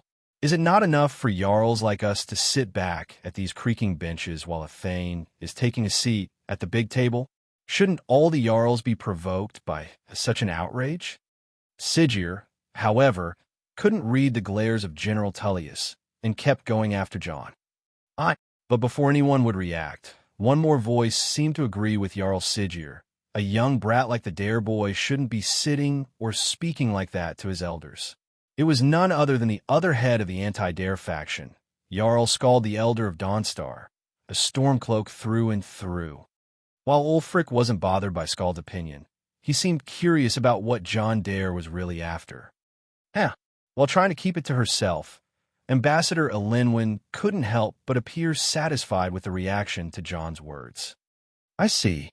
On the other hand, John seemed to be nodding to the words he just heard. I see that you all aren't happy with little old me being a voice of reason in this piss and barking contest, you old dogs of war. Insults. That's where Nordic politics truly shine. John, however, wasn't done and seemed to be serving some good old homebrew drama. John's words were provoking, but it was clear he was inviting them to make enemies with him. Opposing him is one thing. Making enemies is a whole new thing, and it is terrifying. Right now, the two Civil War sides are totally equal and equally matched. If one were to tip John Dare towards the other side, that would be dangerously stupid. Jarl Sigurd of Falkreath and Jarl Skald of Dawnstar were this type of stupid. They were the stupid ones that wouldn't shut up, however. Damn you, John Dare. You think we fear you like a lot of them? Jarl Sigurd spoke. Boy, you're overstepping your authority here. Jarl Skald added. That's enough. But it was Jarl Ulfric who had to shout at them and turn to John Dare, who was instigating trouble before the talk was about to start. Thane John, you were saying something? John smiled slyly while winking at Jarl Skald the Elder, who didn't seem appreciative of John's provocations. Yes, I was saying something before I was rudely interrupted. What was it about again? John asked while acting all dramatically. About the Thalmor bitch. Jarl Ulfric spoke. Right, the Thalmor bitch. John clasped his hands. I was saying that it would actually be beneficial for both sides to let her stay. And why is that? Jarl Ulfric asked. That's obvious. Since we are here to make a truce, we need someone to equally hate more than each other and spit at once the talk becomes too boring. John said, and turned to Elenwen with his wide grin. That's why the Thalmor bitch is here. For some reason, the faces of the entire Stormcloak faction eased up, including that of Ulfric. He looked at Elenwen and realized that he hates her kind more than he hates the Imperials, so if he thought straight about it, he found that John's reasoning was sound. Curse at the Thalmor instead of cursing at the Imperials to achieve peace. That was oddly reasonable. Fine, Ulfric said and walked in front of his seat. However, she is only here to observe. She has no right to speak in a Nordic council, and her job doesn't go beyond kicking those Imperials' asses whenever they go out of their Concordat. John nodded and turned to General Tullius in order to gain his approval. Smooth as ever, Ulfric, the general replied. She won't utter a thing, so sit down and don't waste more time.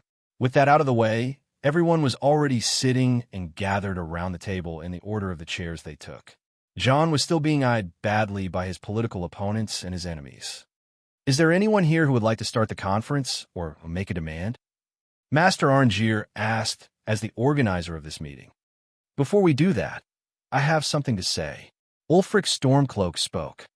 Here he goes again. General Tullius was annoyed out of his mind as he put down the tankard he was about to drink from and sat back while staring at Ulfric. Go on.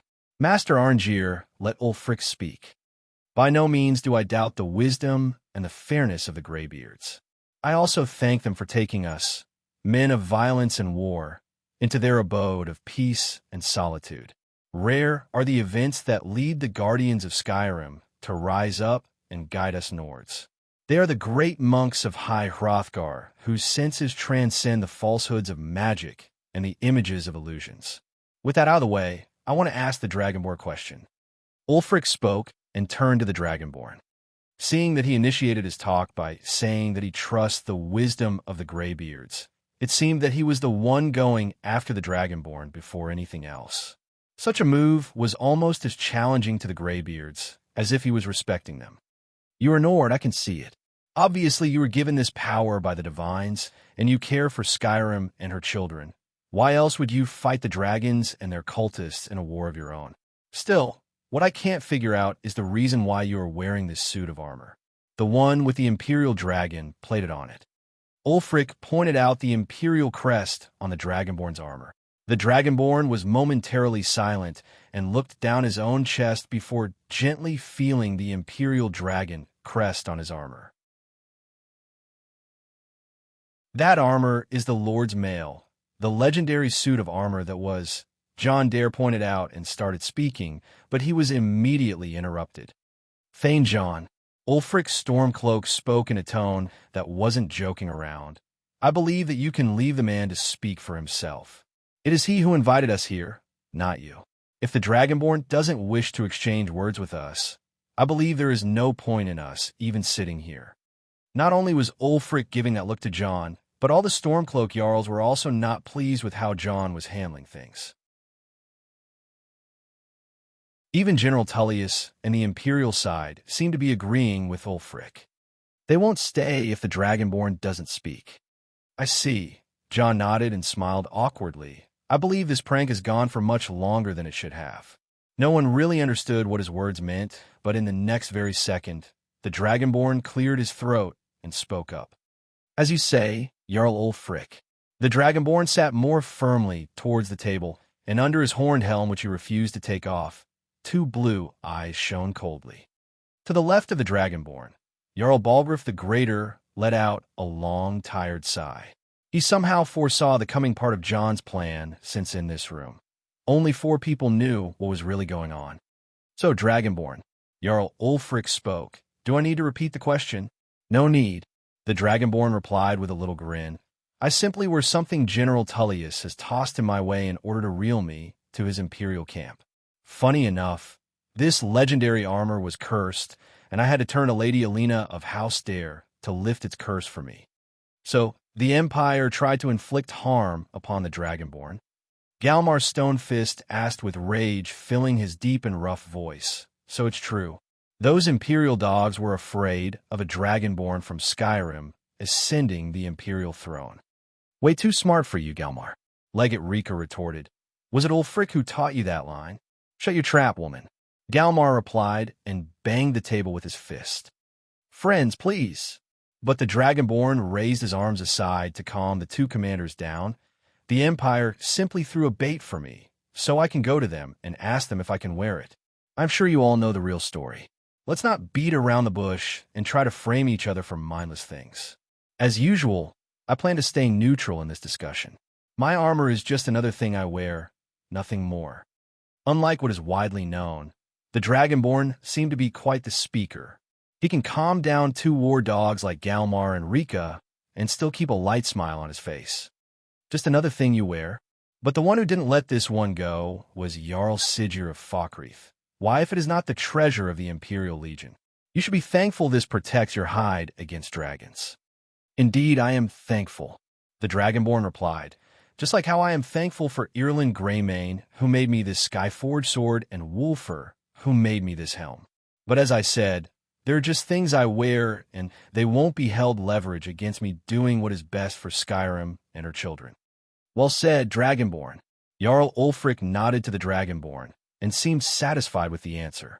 He was even about to move on and start a talk piece with the Imperial now, but it seemed that someone wasn't done talking. So to assure you all that I am partial, I'm going to remove this armor off me, as well as that sword and that helm, the Dragonborn said. Everyone present in the room fell off, and all looked at him awkwardly. Dragonborn, there's no need to strip in such a place. Jarl Bryling spoke up. Oh, no worries. I'm wearing a decent layer of clothes under it. The Dragonborn put his sword on the table in front of him and started undoing the straps of his armor suit. It was a long, awkward moment seeing a man stand up and take off his armor. He even asked John Dare and Jarl Balgruuf to help him with the straps tied at his back. As he said, he remained in his normal clothing which he wore under the cuirass of the Lord's Mail.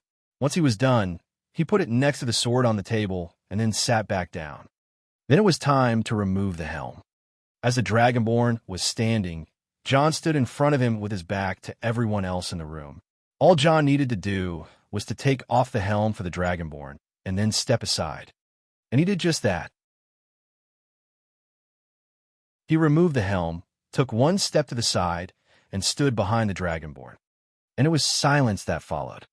The Dragonborn that stood in front of them, or the one who was supposed to be the Dragonborn, that wasn't him.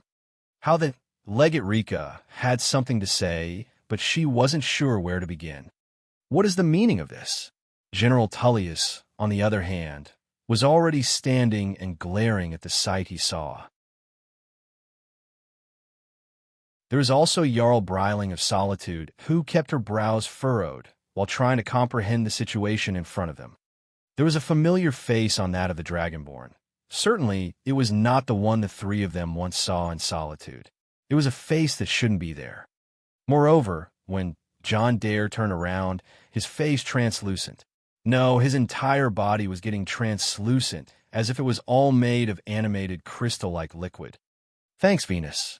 The Dragonborn spoke, and as he put his hand on the shoulder of the translucent body that was once John Dare, the body started to shrink and retreat to the Dragonborns until it finally became a small thumb-sized crystal gem.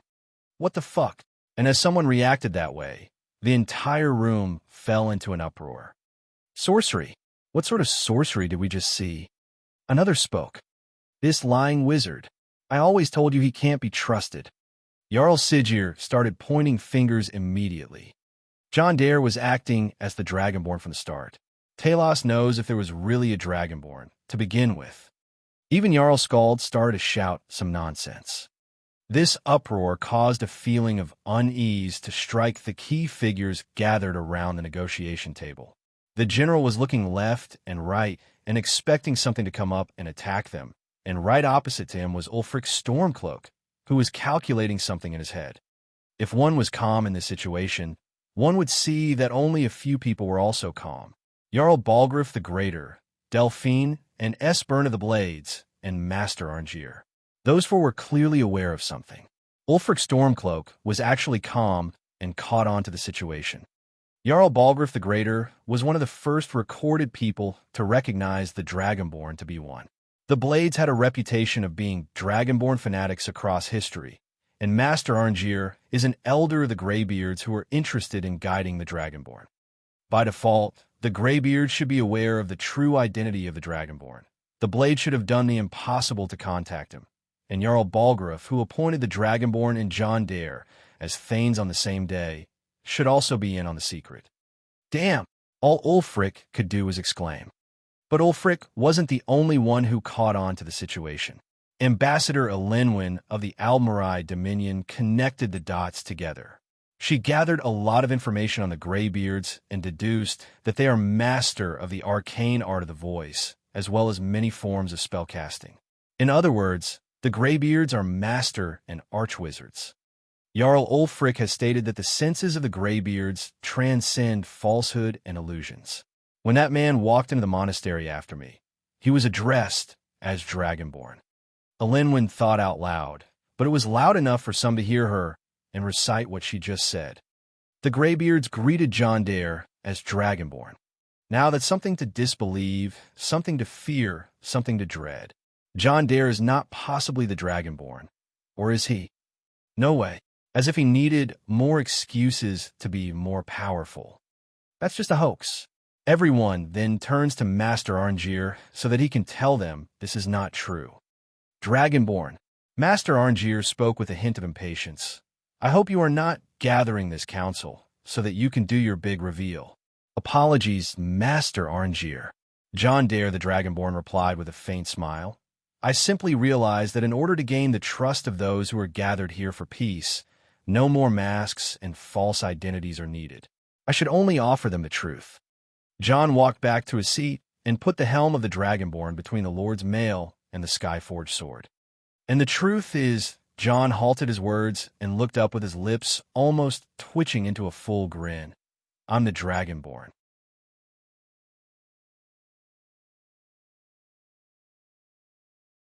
Chapter 704, Truce. Chapter 704, Truce. A timeout was needed only 5 minutes into the negotiations, and the negotiations haven't even started yet. The Stormcloaks and the Imperials had to retreat to a corner in the chamber each and kept eyeing one another, and the Dragonborn as well. It was chaos in their minds, and little could they do to organize themselves after this. On the Imperial side, Jarl Balgruuf the Greater was cornered by the other heads of the faction and was hammered with questions. How is it that John Dare is the Dragonborn? Haven't you witnessed the two men at the same time and appointed both of them Thanes? How many people know such a secret? How long were you aware of this matter? Why did you keep it from the Empire? The answers to these questions were, I don't know, I have only me from my side, and I've known since he returned. The last question caused Jarl Balgruuf to curse at whoever asked it, and said that he is free to do whatever he wants, and he is not just some Imperial lapdog. As for the Stormcloak side, Jarl Career of Winterhold was also cornered by the heads of the faction and was also hammered with all sorts of questions. How is it that John Dare is the Dragonborn? How long has it been that way? Was Winterhold rebuilt by the powers of the Dragonborn? And how can it be that nobody in Winterhold noticed? The answers to these questions were, I don't know, since birth I guess, and John Dare didn't do any Dragonborn thing before getting exiled from Skyrim by High King Torrik. As for the last question, Jarl Career stated that in regards to how no one noticed that John was a Dragonborn, nearly everyone in Winterhold had a public hunch that John Dare and the Dragonborn were always one and the same, but nobody really talked about it. Just like how John separated between his identities as John Dare and Dragonborn.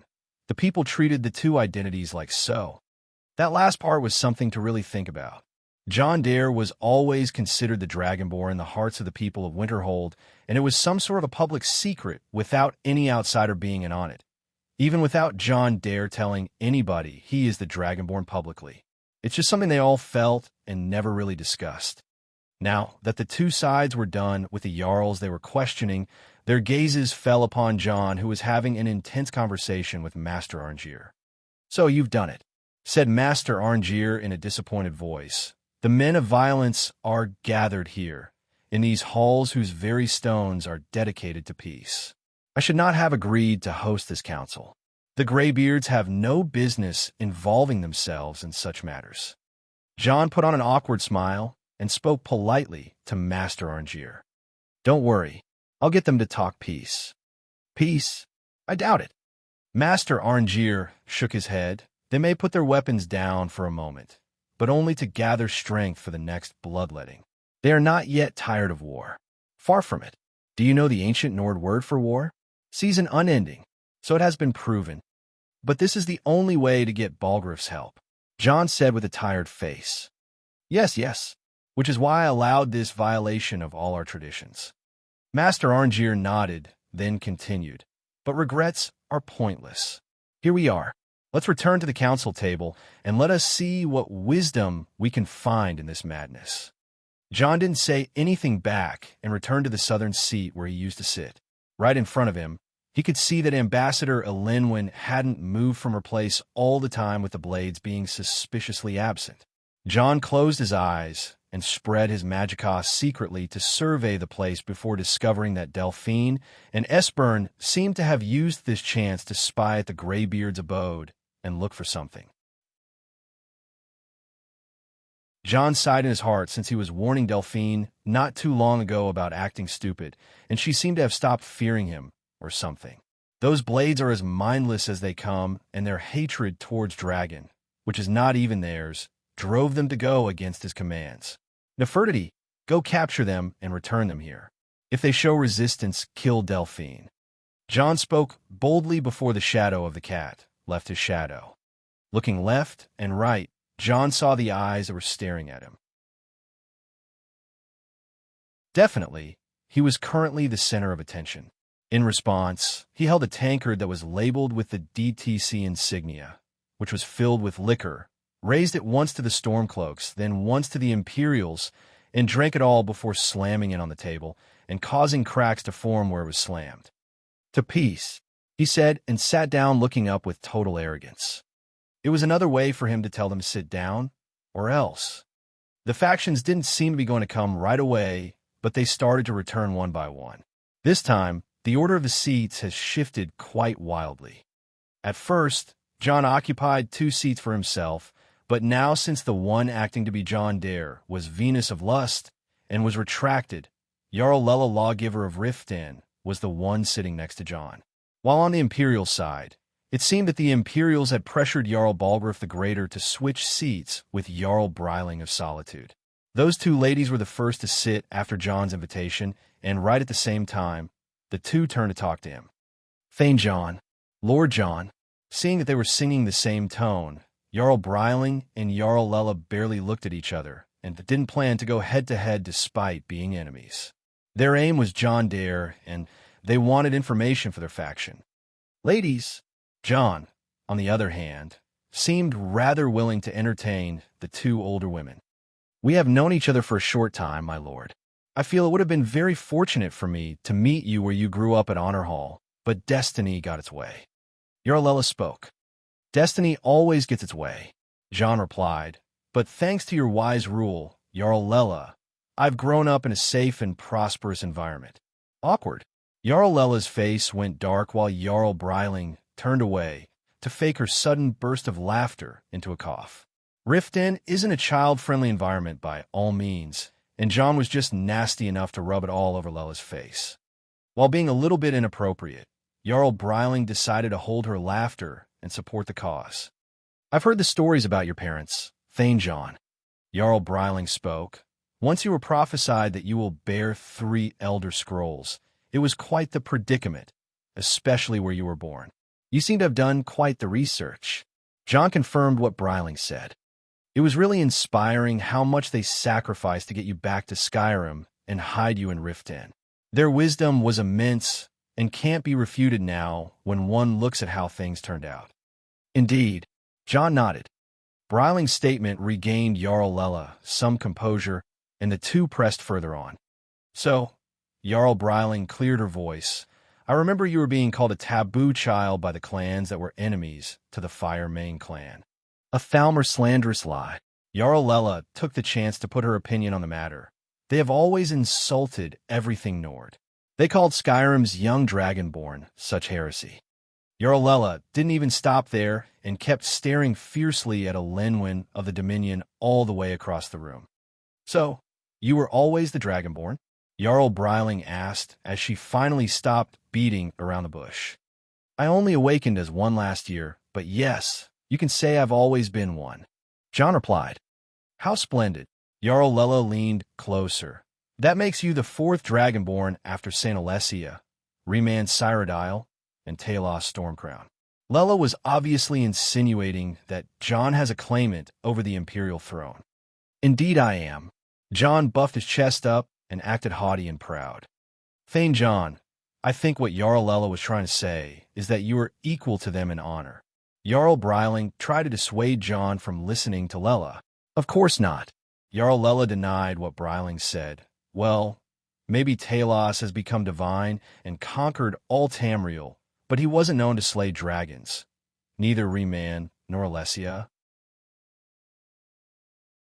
As the two ladies seemed to have started this conversation as allies, they started bickering not long after. "Women," John exclaimed and chuckled before taking a long, loud sip of his mead. "He is having fun, that's for sure. He has the power, the manpower, the money, the support, the public opinion, and even the blessings of the divines at his back. Can he be swayed easily by anything?" Yarlella was one of the few influential people who never had direct dealings with John Dare. She has heard of his actions just like all the nobles of Skyrim, but wasn't really involved with him since Riften was out of John's influence until Maven was chased out. Now that she was thrown by Ulfric to test the waters with John, she was a victim of John's mockery and trolling. She thought she would be so smart if she waved the idea of taking over the Empire at him, but she was the least unaware person of how incompetent she is. On the other hand, Jarl Bryling, who was never a Jarl candidate in the game, was made Jarl by John's efforts and was very well aware of how deep John can go with his schemes. Today's affairs happened when John wanted to lead them by the nose, and he showed how he simply can do so. "The Empire is interested in your agenda, Thane John." At that moment, Thane Bryling decided to go straight with John. "So," he asked, "throw us a bone," she said with complete humility while hinting with her eyes at General Tullius. "What is it you're after?" Yarlella looked at John and waited for the answer as well. John put his tankard back and cleared his throat. "I'll be clear. My goals aren't completely selfish this time around. Mother Skyrim and her children are suffering as it is, and now you've got all the evil in the world crawling out of oblivion to drag us to it. There is a civil war, a dragon crisis, and even a vampire crisis. Try to figure out which order we need to solve these problems first." John laid out the situation to the two ladies who seemed tired of thinking about this once again. "It is indeed a problem. Riften is now a home for vampire hunters, and no one can ignore the presence of the pesky vampire attacks at the city gates and the guards that keep disappearing every night. As for the dragons, Solitude had an all-out battle against the dragon cult, and Dragonborn John Dare was their champion and recent thing. But can a civil war really wait? No, it can't. Cyrodiil won't let go of Skyrim, its vessel nation, especially with no emperor on the Ruby Throne. The lawmakers of the Empire and the Elder Council are all in total support of this war against the rebels. The Emperor's death in Skyrim was seen as a large incident in all parts of the Empire. It demoralized the Legion quite greatly, but since when was the death of a single man something that would stop a war of such scale where hundreds and thousands of men die every day? On the other hand, the dragons haven't been seen outside Skyrim, yet since their goal is to cause more lives to be lost in this war for Alduin to feed on. These are two imminent reasons why any of the three problems can't be put before the other. In the end, the two ladies took what John said to their respective faction members, and all returned to the table once again. Stopping the war to deal with the dragons. Ulfric immediately started talking. Why would one go before the other? Tell us, Dragonborn. All right. John stood up and seemed more serious than ever. I have been preparing Winterhold to be a shelter for the people from the war and the dragons. I have succeeded to do so. I put all my efforts to make this silly war of yours 10 times harder to keep it going. I have succeeded to do so. John's words were very infuriating since he admitted what he was doing all along. He is the real reason why all the war provisions are extremely expensive, and it made Ulfric seem fuming as he heard that. But that success was temporary. John kept going. Yo motherfuckers really want to kill each other, so bad you'd start throwing rocks if your quivers go empty. Well said, lad. Agreeing with John, Jarl Idgrod Ravencrone of Mordhau spoke up, which made John turn and do a nod bow to her with his head. To answer Jarl Ulfric's question, the reason why the war and the dragon raids can't coexist is something I have explained to Jarl Balgruuf the Greater when I visited him a few days ago. There is a particular dragon we're going after, and it has to be in Whiterun, to be exact, the city of Whiterun. As John said that, the room got noisy all of a sudden, and the people started talking. Some felt anxious, and some said that John is talking nonsense. Silence. Master Arngeir simply spoke, and his voice was strong enough to suppress everyone else in the room. Dragonborn, Jarl Balgruuf, can you two explain what you have agreed on? Jarl Balgruuf stood up. Thane John visited me a week ago with a plan so insane it would make the mad god cry. Jarl Balgruuf spoke in vexation, according to the tales of old. One-eyed Olaf has captured his foe, the dragon Numinex, in the castle of Dragon's Reach, which was built to be a dragon trap. That's true, Ulfric asked. Hasn't he slain the dragon on Mount Anther? It's one-eyed Olaf. He could have slain it in his dreams for all we know, but we have the skull of the beast mounted above my throne as a witness. We also have the dragon trap mounted to this day, and it is functioning. Jarl Balgruuf explained. And why would you want to trap a dragon in a castle? General Tullius directed his question to John. As far as we are aware, you've been witness slaying 9 different dragons just fine. What I want is a captured living dragon. If I can have one, I can get to the leader of the dragons. John said before elaborating to Tullius, the black dragon from Helgen. John's last sentence caused 2 notable men in the room to shiver for just a moment. Those were Ulfric and Tullius, the 2 men who were there when Alduin showed himself to the world. They even looked at each other for a moment there before getting their shit together. That dragon, you claimed it as Alduin from the stories? Jarl Ulfric asked. Yes. John nodded. And the stories about it? Jarl Mund asked from the back. That he once shortened the lives of Nords to 6 years? That is the reason why Nords can't live as long as elves? John asked with a sky smile. Jarl Mund nodded, fearful about the answer. The other Jarl scoffed at him for being superstitious, and an obvious laugh came from Elenwen's direction, who showed clear scorn towards the Nordic stories. All true, John replied. His words caused the hearts of all those who scoffed at Jarl Mund's question to sink. The look in their eyes was that of real fear. As much as I hate it, I've brought 2 dragon experts with me here to confirm my words. They are ex-blades, as most of you are aware of their barbaric Akaviri heritage. John added as he pointed at Delphine and Espern. While pointing them out, John made it clear in his tone that he sees those ex-blades with a bit of contempt. After a moment of thinking, General Tullius spoke. So, in other words, you need us to stop the war, so that Jarl Balgruuf agrees to let you use his castle to catch a dragon without worrying about anyone trying to take over his land while he is busy trapping the beast. Precisely. John nodded. Then he shouldn't worry from our side. The general said, Whiterun is imperial territory, and we protect our assets and agents. If manpower you need, we are ready to assist Whiterun, even with their dragon folly. What you need to do is to convince the Stormcloaks. While adding pressure to the words assets and agents, Jarl Balgruuf turned his head away and seemed awfully dissatisfied. Jarl Ulfric. John turned. The dragons are a real threat to Skyrim at this rate. Even more of a threat if Thane Jondair sees them as such. Jarl Ulfric said, While our causes may differ as Jarl and Thane, I will honor your call as Dragonborn and accept the truce. Still, the traditions must be upheld. The traditions, here they come. These are not just some Nordic traditions, either. These are Tamrielic war traditions. Fine. John clasped his hands as he was very eager for this part. Let's begin the exchange.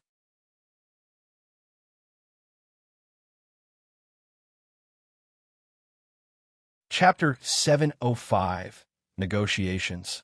Chapter 705, Negotiations. There was a major difference between how the flow of events was supposed to go and how John forced it to be.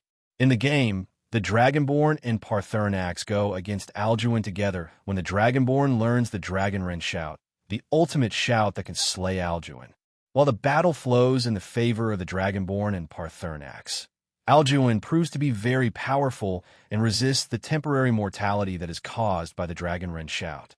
As the battle goes nowhere, Alduin leaves and goes to rest in his hideout. John skipped that part since Alduin didn't show up to begin with. With the rise of the dragon cult, John wasn't sure how exactly it was all working from the inside of the cult, but for the most part, Alduin won't bother coming out before he gets strong enough. While that is happening, Alduin would leave his horde and cult the mission of increasing the number of war casualties. All Jon needed to do was convince the lords and ladies of Skyrim that all war casualties must be avoided, since it is making his job harder with more dragons resurrecting as Alduin gets more power. If this continues, even he will be overrun by dragons, and let's not forget the other two major threats he will have to face. But now the two factions of the war had to come to terms, and that begins with an exchange. We want control of Markarth. That's our price for agreeing to a truce. Jarl Ulfric made a demand. This is outrageous. Jarl Igmund of Markarth flew up in rage as soon as he heard what was said. You want my city? Come and take it, you madman. Ulfric, are you trying to insult the Greybeards by using this council to advance your own position? After Igmund, the dissatisfied Jarl Breiling of Hafengar spoke up. Jarls, I'll handle this. General Tullius spoke up and tried to calm the people on his side while taking lead in the conversation. Is that how the Empire rewards us for our loyalty? Even a neutral Jarl Balgruuf felt threatened and opposed the idea of hearing such demands. I said I'd handle it, the general said before turning to Ulfric. Ulfric, you can't seriously expect us to give up Markarth at the negotiating table. You hope to gain in council what you've been unable to take in battle. Is that it? Calm down, please. Master Arngeir spoke up, and his voice filled the room once again. I'm sure Jarl Ulfric does not expect something for nothing. Yes, that'd be entirely out of character. Legate Rika mumbled sarcastically. This is unbelievable. Outrageous. I can't believe we're discussing this. The Jarls on the Imperial side were so afraid of getting their holds treated as bargaining chips by the Empire and opposed this situation fiercely. General Tullius couldn't take this situation and shouted at them. Enough, the general said and banged his hand against the table. First, let's be clear. This council wasn't my idea. I think it is a waste of time. The Jarls quieted down as the general seemed to be willing to go ahead with politics.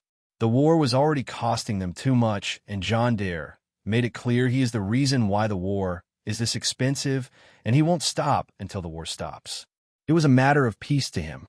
On the other hand, Jarl Ulfric won't calm down until he gets Markarth. His reasoning is that he was the one who liberated it from the Reachmen, but still it was taken by the Empire, and he was disgraced despite his reputation as the Bear of Markarth. It was a matter of pride to him. In front of those two rivals, the general had to play along and at least see where it goes. One can act dissatisfied at any given time and leave the negotiations anyway. For that, the general had to be clear on this with all the people around him. Ulfric, you are a traitor to the Empire and deserve a traitor's death. If not for the Dragon of Helgen, the war would have long since met its conclusion. The general spoke clearly to assert his position, but since this whole thing with dragons is closely related to the war, and since we ran head-to-head with the dragon cult at Solitude, I am willing to at least negotiate in good faith. The general then turned to Jon. And you, since we're all here at your request, I'd like to hear what you think Markarth is worth. The general asked. That was a test to see which side Jon leans towards. Rift 10, Jon replied, maintaining his neutral stance. An impatient look surfaced on the face of Jarl Lela of Riften, similar to the one on Jarl Igmund of Markarth. My lord, she stood up and looked at Ulfric. Ulfric looked back at her calmly and politely signaled her to sit back down. She had a shaken expression as she looked at Jon, who didn't show her any hint of sympathy. On the other hand, General Tullius started analyzing what Jon just offered him. The rift would help secure our communication with Cyrodiil and threaten Ulfric's southern flank. The general said. It wasn't a bad deal. Ulfric didn't seem happy all of a sudden as he glared at both Jon and Tullius. What's with you, Ulfric? General Tullius asked. The Dragonborn has treated both sides fairly, but now that I look at you, this doesn't seem to your liking. Ulfric didn't reply to Tullius' provocations and calculated his words before speaking. You heard the man, Tullius. We've made you a fair offer. The Dragonborn has spoken. Markarth will be ours. Now we'll see if there's anything behind your talk of good faith. Ulfric replied, while bouncing on the wind he so eagerly wanted. General Tullius sighed.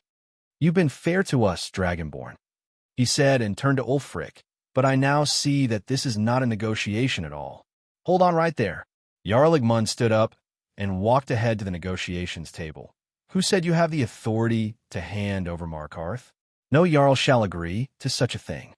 Damn right. Jarl Balgruuf agreed as he glared at the general. Mara's mercy.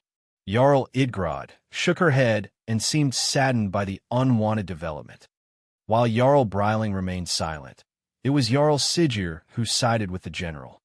Both of you, have you lost your damn minds? Jarl Sigir faced both Jarl Balgruuf and Jarl Igmund. You want to show a fractured front against the Stormcloaks?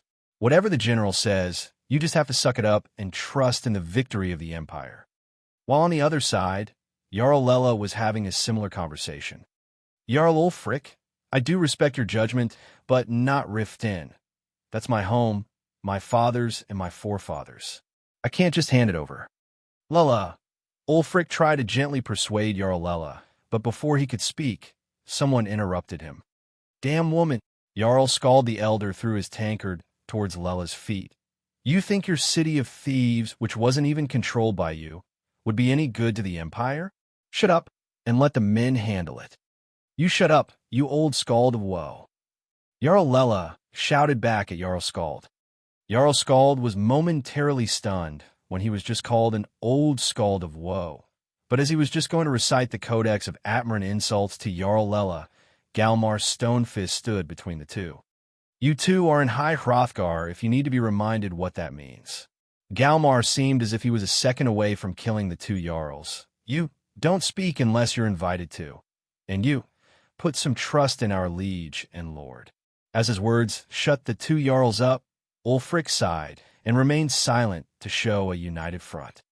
But on the southern seat of the table, Jon Dare was gleefully smiling. You're happy now, Dragonborn? Master Arngeir spoke to Jon as he wasn't really looking at anyone except Jon this whole time. Jon was smiling. He didn't stop doing so. Everyone could notice that now. They all went silent, waiting for him to act. Excuse my rudeness, Master Arngeir, Jon replied, but his smile hadn't gone down one bit. I was just amazed at how predictable those bunch are. They're men of war. Greed drives them. What is amazing there is to predict? Master Arngeir asked. It's not my first time playing this sort of politics, but they're easier than ever. Jon laughed. Allow me to fix what they keep breaking. Master Arngeir closed his eyes and sighed. Jon was naturally going to have his way anyway. May I suggest a different solution to this dreadful exchange you two are coming up with? Jon asked the two sides. A solution, he said.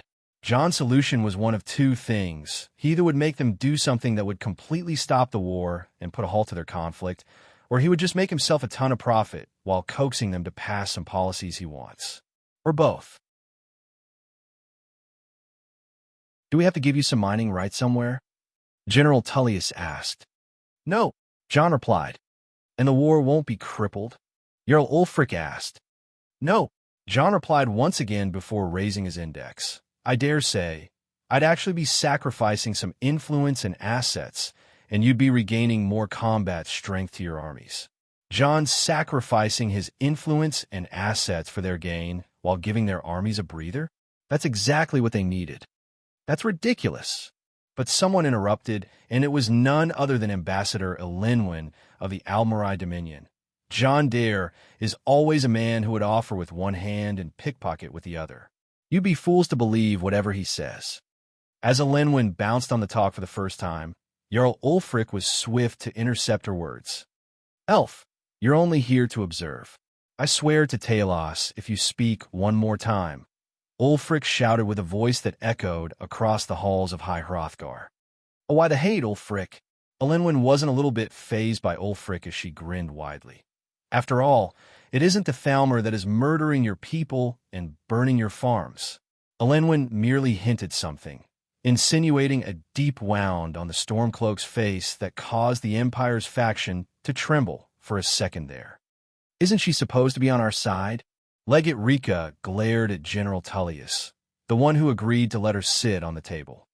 Elenwen, one more word, and it will be me who chases you away, not Ulfric. But the general was calm, as he immediately showed that he can go against that missive he received from the Elder Council. Elenwen was amazed by Tullius' will to defy direct orders, but she has already thrown the bait, and the Stormcloaks gladly took it. The Thalmor bitches raises a good point, though. Galmar Stonefist spoke. In addition to Markarth, we want a public apology from the Empire for its war crimes. War crimes? Legate Rika questioned in disbelief. Go on, Ulfric. I'm sure you have something in mind. General Tullius, however, was patiently waiting for what the Stormcloaks had in store. We want compensation for the massacre at Barley Dark Farm. Jarl Ulfric spoke. A massacre? You slaughtered them. Galmar Stonefist continued after Ulfric. The women, the children. You butchers. Legate Rika stood up, unaccepting what she was hearing. That's a lie. My legionnaires are disciplined, unlike your, she shouted. But the bucket of cold water was spilled on her by the man sitting by her left. You don't really expect compensation every time a farm gets burned in a war that you started, do you, Ulfric? The general asked. And so the Empire runs roughshod over Skyrim, as usual. Ulfric smiled slyly. What say you, Rika, old friend?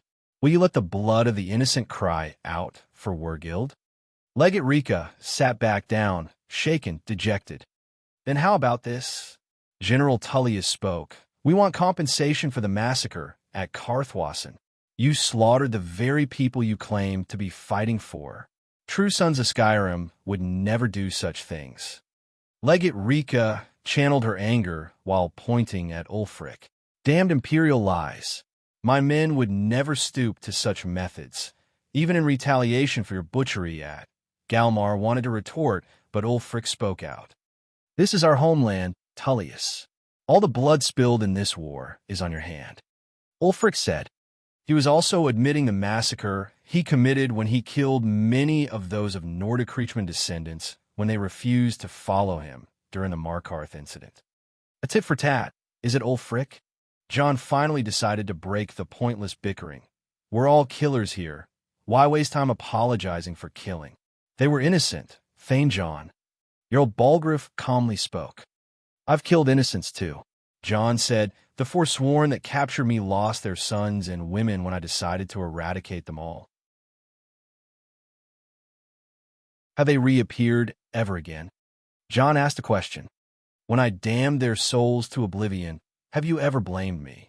Have any of you called me a murderer and asked me to apologize or compensate? He then pointed at the two sides. You too, you agreed to this war. It wasn't Ulfric alone. The Imperial bigots in that Elder Council also wanted this war. That Thalmor bitch and her cronies wanted this war as well. The young and the old wanted this war. You fucks hear the word war, and the next thing you do is rush to it with your swords and axes. The only apology you can ever give to those who died is to put down your damn weapons and fuck off where you came from. John said and spat on the ground. If you're not doing that, and I know you won't, sit your asses down and listen to what I was going to say before that Thalmor bitch interrupted me.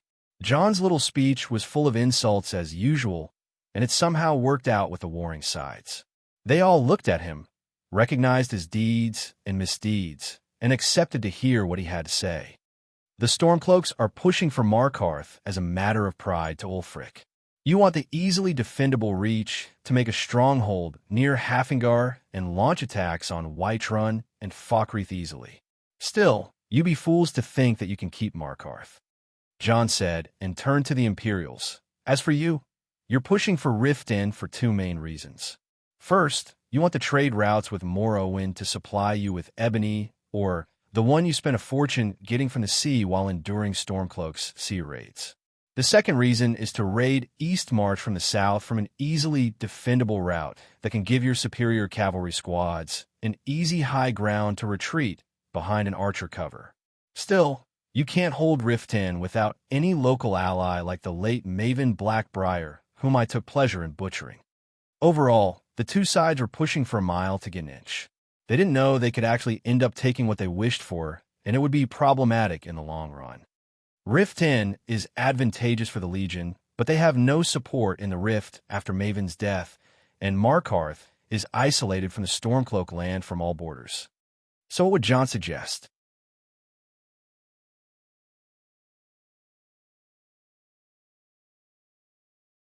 Chapter 706, John's Suggestion.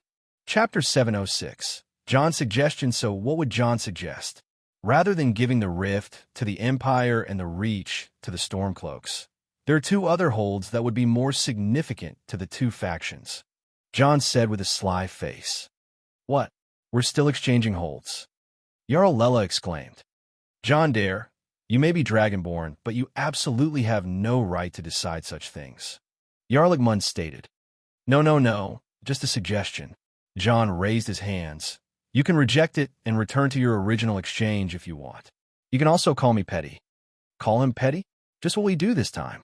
Rather than giving Markarth to the Stormcloaks, you can give them Falkreath.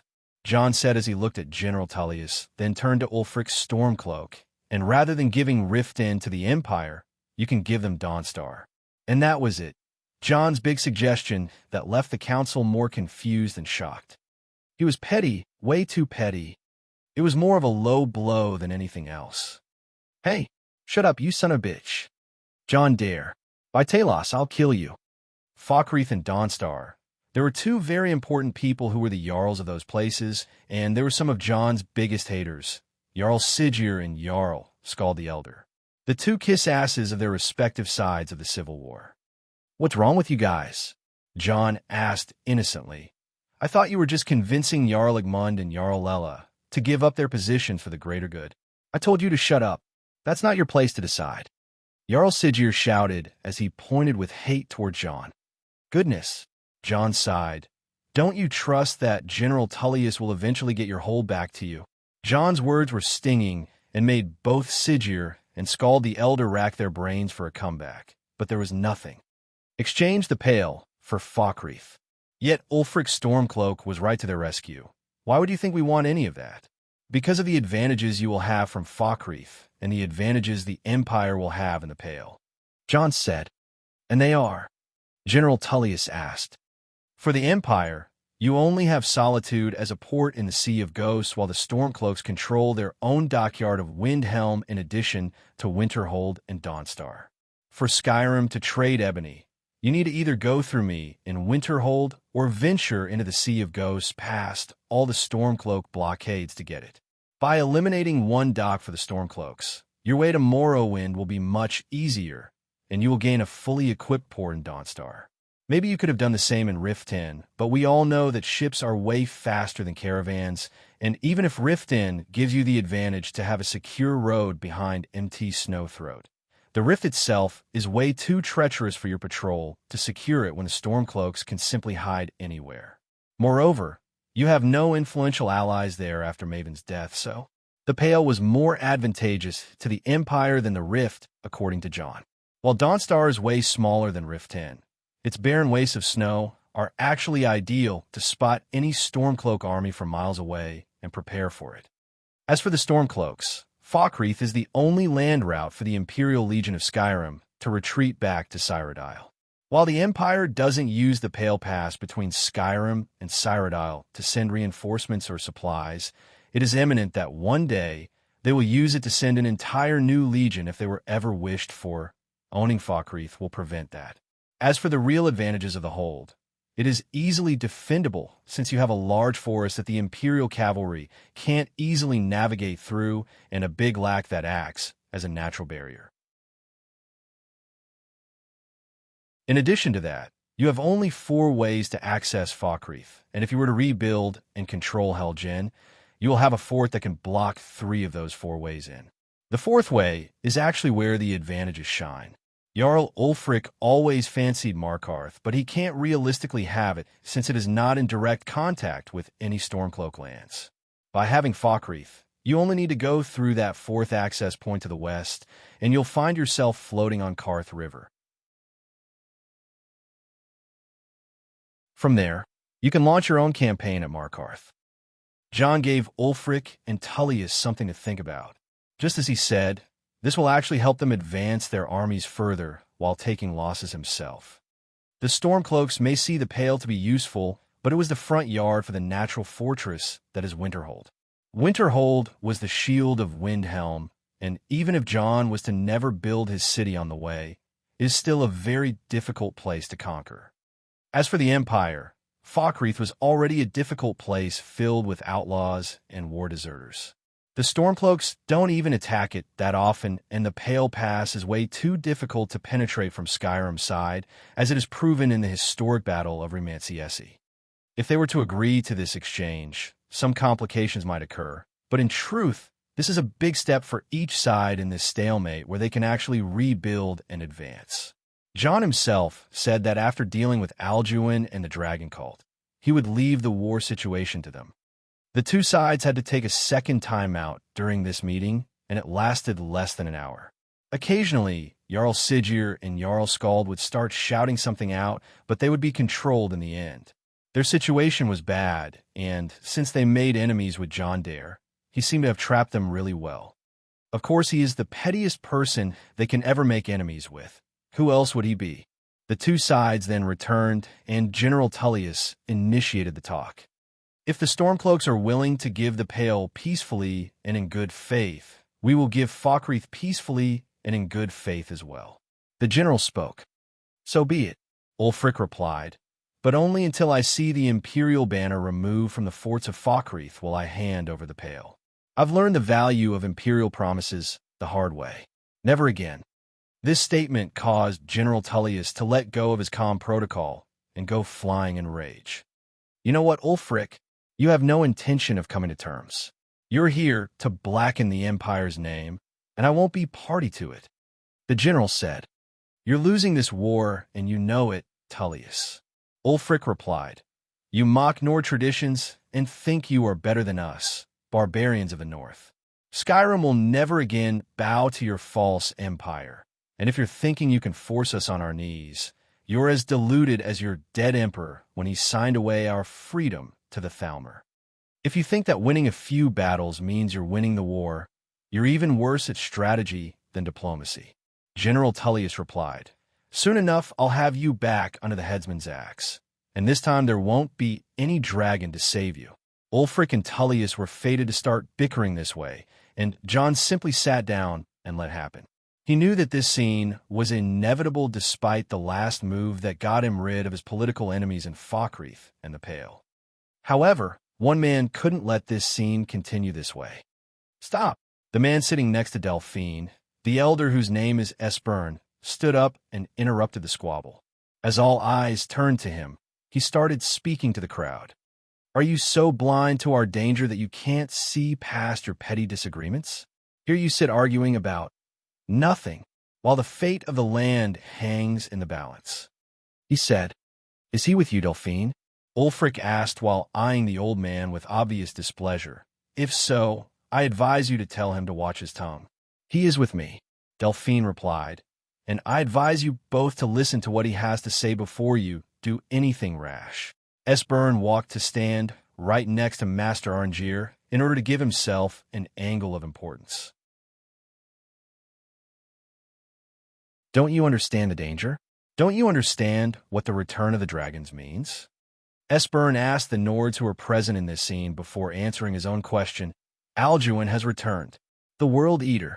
Even now, he devours the souls of your fallen comrades. He grows more powerful with every soldier slain in your pointless war. Can you not put aside your hatred for even one moment in the face of this mortal danger? While the people were starting to listen, the one to interrupt Esbern was Ambassador Elenwen of the Almarai Dominion. A very pretty speech, but what does it have to do with? She was just about to make her opinion on the matter, but she received a backlash she never expected. Shut up.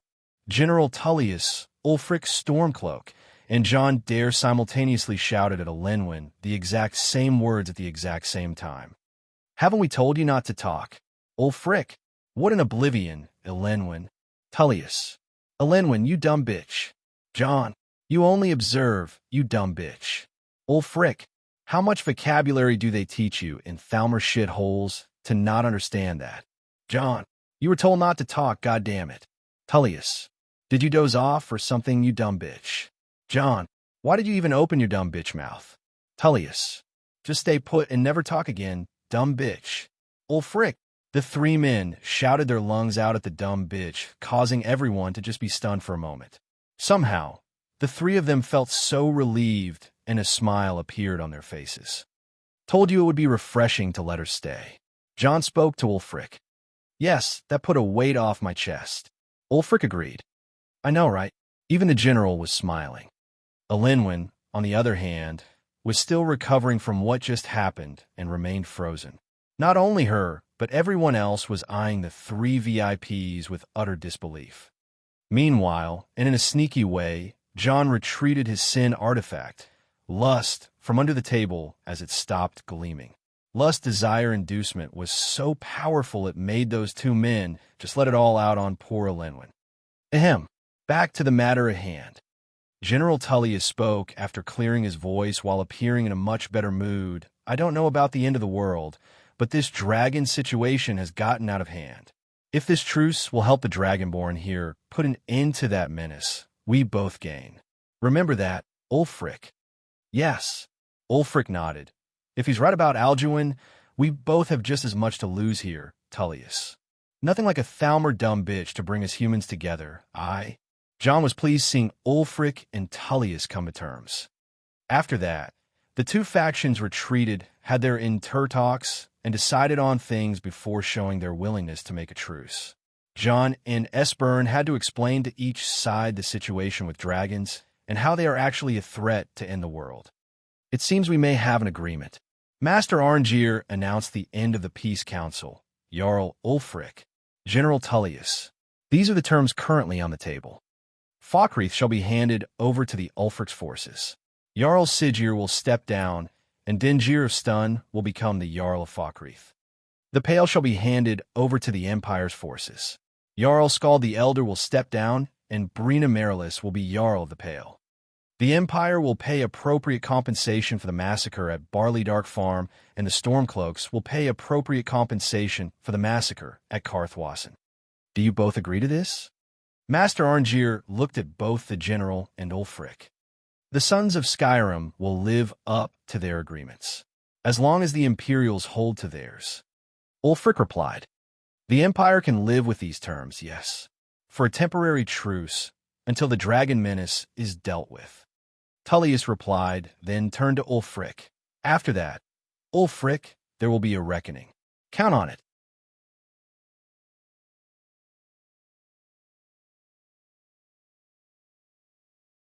Chapter 707, Grand Thane. Chapter 707, Grand Thane. Gods bless you, John Dare. Dragonborn, you're a Nord hero, and you deserve all the blessings of the divines. Dingir of Stun hugged John Dare, so tightly like a kid hugging his parents with a smile from ear to ear. Thank you, Jarl Dingir. Falkreath has regained its stout defender. John tried to get away from the short, bald man's hug, but it was just getting awkward. I hear you have become Thane in Solitude and Whiterun. Now you're only a Thane in one Stormcloak hold, that is Winterhold, the one you really care for, I know, but that won't really do. Jarl Dingir said. It seemed that the short Jarl Dingir, who just regained his Jarl title, had intended to do something fun. He jumped on the table of the negotiations and announced it to all the noblemen present in the meeting as it was finally over. Everyone listen to me by Talos. I, Dingir of Stun, Jarl of Falkreath, and a follower of Skyrim's true High King, Ulfric Stormcloak, take my first action as Jarl of Falkreath and appoint the Dragonborn John Dare as Thane of Falkreath. To this sudden announcement, all the Jarls and headmen present in the hall were in awe, and most if not all congratulated John Dare and Jarl Dingir. With this, the Empire holds had no advantage against the Stormcloak holds with their luck in the Dragonborn. He is Thane in 4 Nord holds, 2 of the true sons of Skyrim, and 2 of the Empire. Dingir of Stun added proudly, while considering himself the one who brought this equalizer. Thane John, I hope we work together in rebuilding Helgen and doing what's best for the people. Thank you, my lord. John thanked Jarl Dingir and accepted the new position given to him. No, that won't do. But someone interrupted the moment from the Imperial side. It was Jarl Brina Marilis of the Pale, the replacement for Jarl Skald the Elder. "What's wrong, Brina?" Dingir asked. "You may hold the respect of a veteran, but that gives you no right to question my decisions, even if you were Jarl." "I'm not questioning your decisions, Dingir. It is your family's hold, and you can burn it to oblivion for all I care." Jarl Brina replied. "But you were mistaken when you said that Thane John Dare is Thane to 2 Imperial holds. He may be Thane in Whiterun, but Jarl Balgruuf only sits with the Empire, but he always considered himself neutral to this war." As Jarl Brina said that, everyone looked at Jarl Balgruuf, who didn't really deny it. He doesn't like the war. He chases out the Thalmor whenever he can. He still worships Talos, and he doesn't allow the Imperial Legion to have its way in the city of Winterhold. Brina was right. She stood among the Empire's faction and called out to John. "Thane John, Dragonborn, may I ask you a question?" Brina spoke.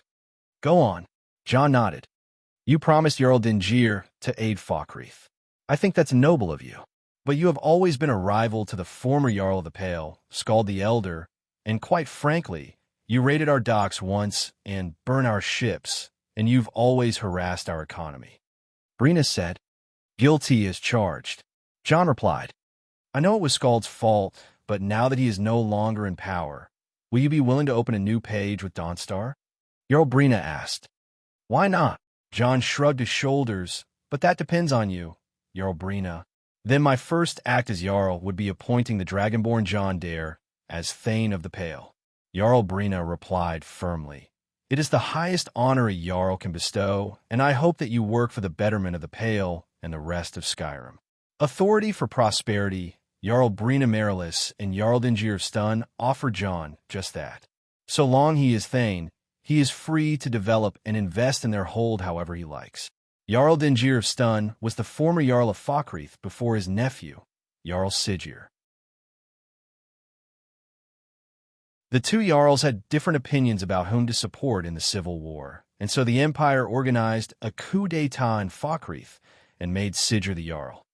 Sigir was an incompetent Jarl, and while he had no reason to have an ill relationship with John, he fancied himself to be the rising star among Jarls, yet the limelight was always focused on John. The reason why Sigir only grew jealous of a rival he couldn't even rival. Now with Dingir back to Jarlship, Sigir was banished, and his hold, Falkreath, is now open for business as much as John desires. On the other hand, Dawnstar always had an advantage over Winterhold before the rebuilding of the city, thanks to its flourishing mining and dock businesses. However, Winterhold toppled this advantage and became the new dock of the north, as well as possessing the strongest fleet in the Sea of Ghosts. Brina Marilis was once a Thane of the Pale and was a very strong opposer to Jarl Skald the Elder and all his policies. As a veteran of the Legion from the Great War, she had her loyalty to the Empire and was once selected by General Tullius to be the candidate for the vacant seat of Jarl of Solitude after the death of Jarl Elisif the Fair, but that job went to Jarl Breiling thanks to John's help. All in all, Brina Marilis was a straightforward woman and sought immediate friendship with the Dragonborn John Dare, even if she was once his political opponent. And with this, John Dare became Thane to the Pale and Falkreath in addition to Whiterun, Hafingar, and most importantly Winterhold. That won't do. But another woman spoke. This time, it was Jarl Lela Lagavur. Maybe Jarl Brina was right when she considered Whiterun neutral, but we all know that Winterhold is neutral just as much, if not even more. She said and then announced proudly, while not the wisest or the strongest of the Jarls, I, Jarl Lela of Rift 10, shall be the equalizer and named John Dare Thane of the Rift. Gods know he just saved my hold from falling to Imperial hands, and that must be rewarded. Winterhold is neutral. Jarl Igmund of Markarth asked. Jarl Balgruuf may have sat away from the Empire to make it clear that Whiterun is neutral, but Jarl Career has always been sitting behind Ulfric. No way in Oblivion is this neutral. I say you Stormcloaks only want to have better luck with our hero, the Dragonborn. Thus, as a gesture of gratitude for not allowing Markarth to fall into rebel hands, I named John Dare Thane of the Reach. and another 2 holds went under the wing of John Dare. From a Stormcloak faction, John is Thane to Winterhold, the Rift, and Falkreath. From the Empire's faction, John is Thane to Hafingar, the Pale, and the Reach. He's also Thane of the neutral Whiterun. 7 of the 9 holds of Skyrim had John as Thane. I really appreciate all of this. Such honor is too much for me to... John wanted to show his gratitude for this unplanned event he suddenly found himself in, but he was interrupted. I name you Thane of Jalmarch. Jarl Idgrod, Raven Crone, said in her old slow voice. The spirits of the mountain advised me to do so. The mystic and eccentric Jarl of Mordhau, Jarl Idgrod Raven Crone, was a woman who was blessed with the gift of the sight. She could see, hear, and know things out of the scope of perception, and was a known user of the arts of divination. Even Alina Dare would pass by Jarl Idgrod every time she crossed Mordhau and pay a visit to ask for her wisdom for the visions she struggles with. All right, John was weirded a bit, but he accepted the title honorably. Thank you, my lady. Now, it has become 8 holds out of 9.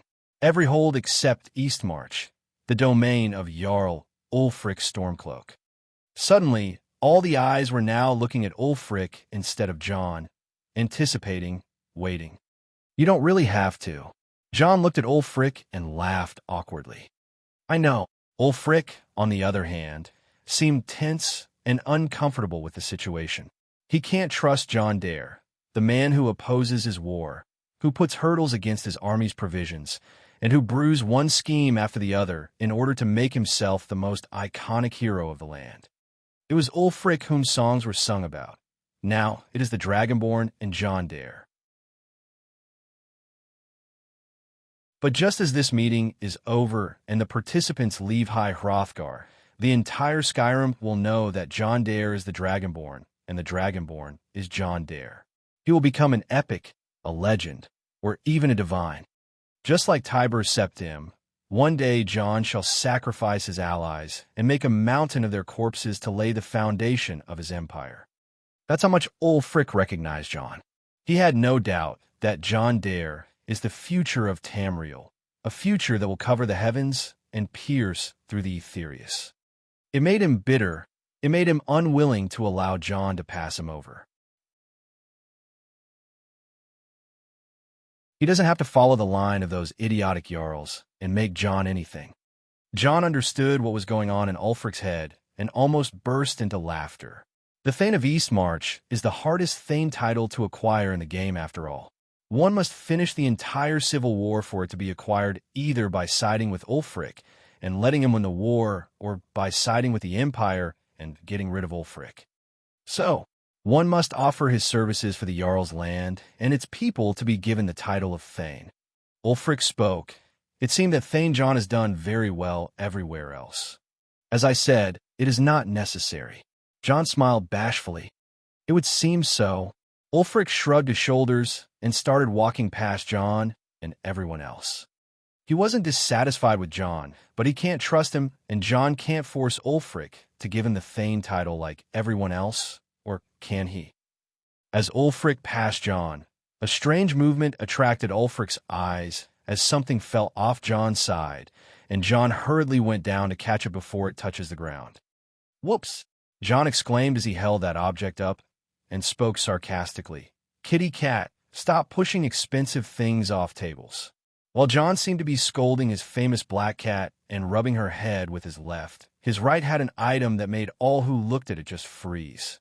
Some were so stunned, they even forgot their mouths go round, and some exclaimed by the names of Mini Edra and Deidre.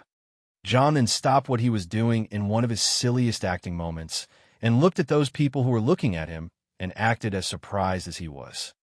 Oh God, I totally forgot I brought it with me, he said while taking note of the item he was carrying, the item that attracted all of that attention. Ulfric himself was looking at John as if he was hit by a mammoth's trunk and got his face stomped by its arse. His head felt light, and he was seeing stars from the shock he was having. This is, someone spoke while pointing at the object. Yeah, John laughed awkwardly. I planned to use it to throw some weight if you people weren't going to agree to the truce. It's useless now. By Oblivion, what is that? But it seemed that one individual, in particular, wasn't aware of the identity of that item, namely General Tullius. It is one of Skyrim's most treasured legends, and a lost artifact that is honored by all Nords. The one that replied was Legate Rika, whose head went light as well. It is the true symbol of the High King of Skyrim. Jarl Balgruuf the Greater spoke with an obvious grin. Ma unleashing razor snow of dragons from the blue broad down. Births the walking winter's woe, the High King in his jagged crown. Ulfric chanted, for he knew the song, even though he was doubtful of the crown's existence. But as the most well-versed in the Thursdayum of all Jarls present, he knew what this is without a doubt. The jagged crown appeared in the hands of John Dare. The jagged crown. Jarl Idgrod Ravencrone approached John on her cane. It heralds back to a time before Jarls and Moots. Back to the time when a king was a king because his enemies fell before him, and his people rose because they loved him. How does this crown work exactly? Foreseeing the trouble John was brewing, General Tullius asked. High King Harold Handfree, descendant of High King Isgramor, forged this crown from the teeth of a frost dragon. Jarl Idgrod replied. Legend holds that a portion of the power of every king who has worn it is said to be contained within. Master Arngeir said, for the jagged crown to reappear before us in High Hrothgar, the Greybeards will sing the honor of this day. General Tullius realized what sort of a pro-gamer move John has just pulled out on them, and how the Jarls from both factions now see John. In a way, neither the Empire nor Ulfric could have done what John just did, as he united the Jarls of Skyrim by heart, not by sword. The general laughed and shook his head. John may have opened a road for the armies to fight, but he may have just taken away their desire to do so. As for Ulfric, he was at a loss for words as he simply watched the crown. Congratulations. Ulfric spoke, and his mind raced to make this situation advantageous for him as soon as possible. Only one answer remained. You have done Skyrim and her children a great service by retrieving the legacy of the Isgramor's dynasty, the founders of Skyrim. Ulfric spoke and let out his words heavily. It would be a pleasure to have John Dare, the Dragonborn, as Thane of Eastmarch. John can't be the High King. He is no Jarl. He doesn't desire it. But he is the one who holds the jagged crown, the symbol of a king. As deserving as he may seem, he is now too much to compete against. Something must be done. It seems we are witnessing an unprecedented moment in Skyrim's history. Ulfric spoke. The Dragonborn John Dare retrieved the jagged crown that was lost for 4,000 years and became a Thane in every hold in Skyrim. I see that the title of a Thane won't cut it anymore.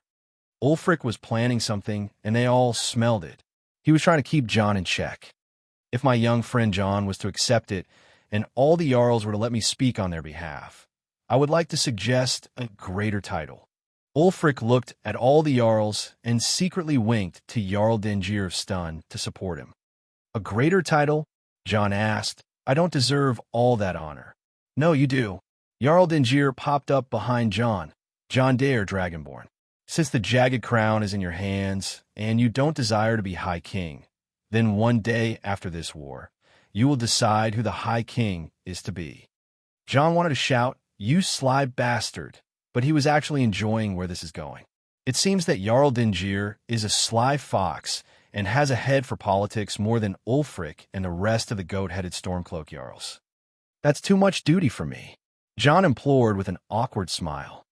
The Dragonborn Emperor always assigned Skyrim a High King via the result of the moot.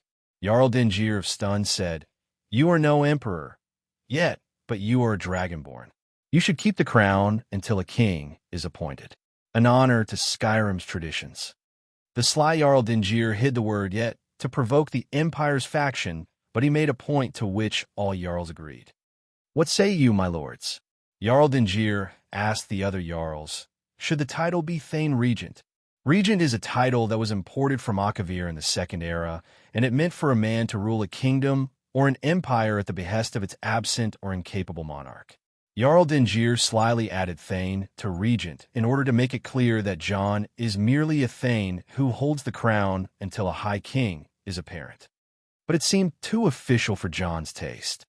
Jarl Ulfric suggested a title greater to a Thane. Master Arngeir interrupted the talks.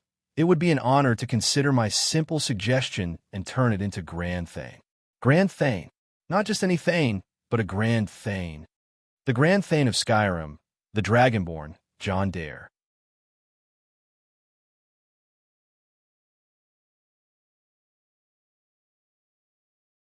Chapter 708, Night Attack. Chapter 708, Night Attack. The night was long and full of terrors. Winterhold was sleeping soundly, and Neo Sarthal had started its curfew a little bit earlier than usual. Yesterday, a corpse was found drained of blood, and the culprit was being hunted since sunset. Since it is a vampire, people started hanging braids of garlic at their windows and doors and would toss anyone they meet in the street a silver coin before interacting with them. While silver coins and garlic braids were the most affordable anti-vampire solution, those who could afford it would purchase divine amulets that ward off evil and hang it behind their doors. It was weird how prepared the people of Winterhold were. These countermeasures were widespread the moment it was announced that a vampire had attacked someone outside the city. What was even weirder was how the Dare Company had managed to keep the Dawn Guard in check. In the rest of Skyrim, the Dawn Guard were acting a bit wildly, especially in Riften and Falkreath, where the vampires are running the scene. But in Winterhold, the regulations taken by the Dare Company and the guards were too severe that on two separate occasions, a vampire was found dead in the streets where they found nowhere to run from the pursuit of the guards and ended up either dying to sunlight or burning by a thrown torch. But the vampires were relentless and tried many times to infiltrate Winterhold's main settlements. Once, they rode horses into the Whispering Mine village and attempted to lay it to waste, but the village was saved by two brave hunters who launched fire arrows at the vampires and caused their horses to panic, and even killed a few of their death hounds on the expense of burning 3 houses. It was then announced that a prize will be put on discovering any vampire den within the hold. The news which led the mercenaries to rally outside the walls and leave no stone unturned before stumbling upon 3 structures that resembled Gothic castles. As they were reported, the Dawn Guard went in a massive force and laid waste to the vampire hideouts. Many of the kidnapped were found in these hideouts. Some of them were enthralled, others were in terrible shape between the eaten, the sick, and even those who were carrying the effects of vampirism. Those who could be saved were sent to the temple, and those who had no luck were disposed of on the spot. But on a certain night, the one when John was having a meeting with the lords of Skyrim at High Hrothgar, a cabal of vampires gathered at the doorsteps of Sarthal. A battle was about to begin. It wasn't an hour past sunset, and the gates were being readied to be closed, orders of Thane Alina Dare. The vampires were expected to appear at any moment. Many of them would just arrive at the gates and start killing the guards in order to hunt inside the city.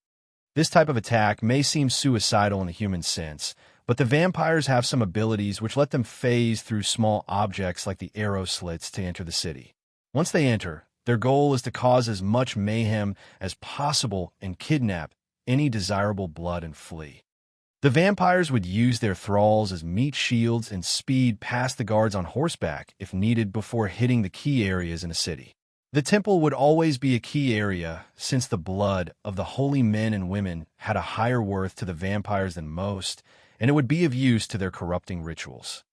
Even though many magical traps were ready to expose the vampires before they came, these kinds of vampires have a nature adept with magic, and they were extremely sensitive to it, thus they would recognize and avoid any traps effortlessly. But that's where they were actually trapped.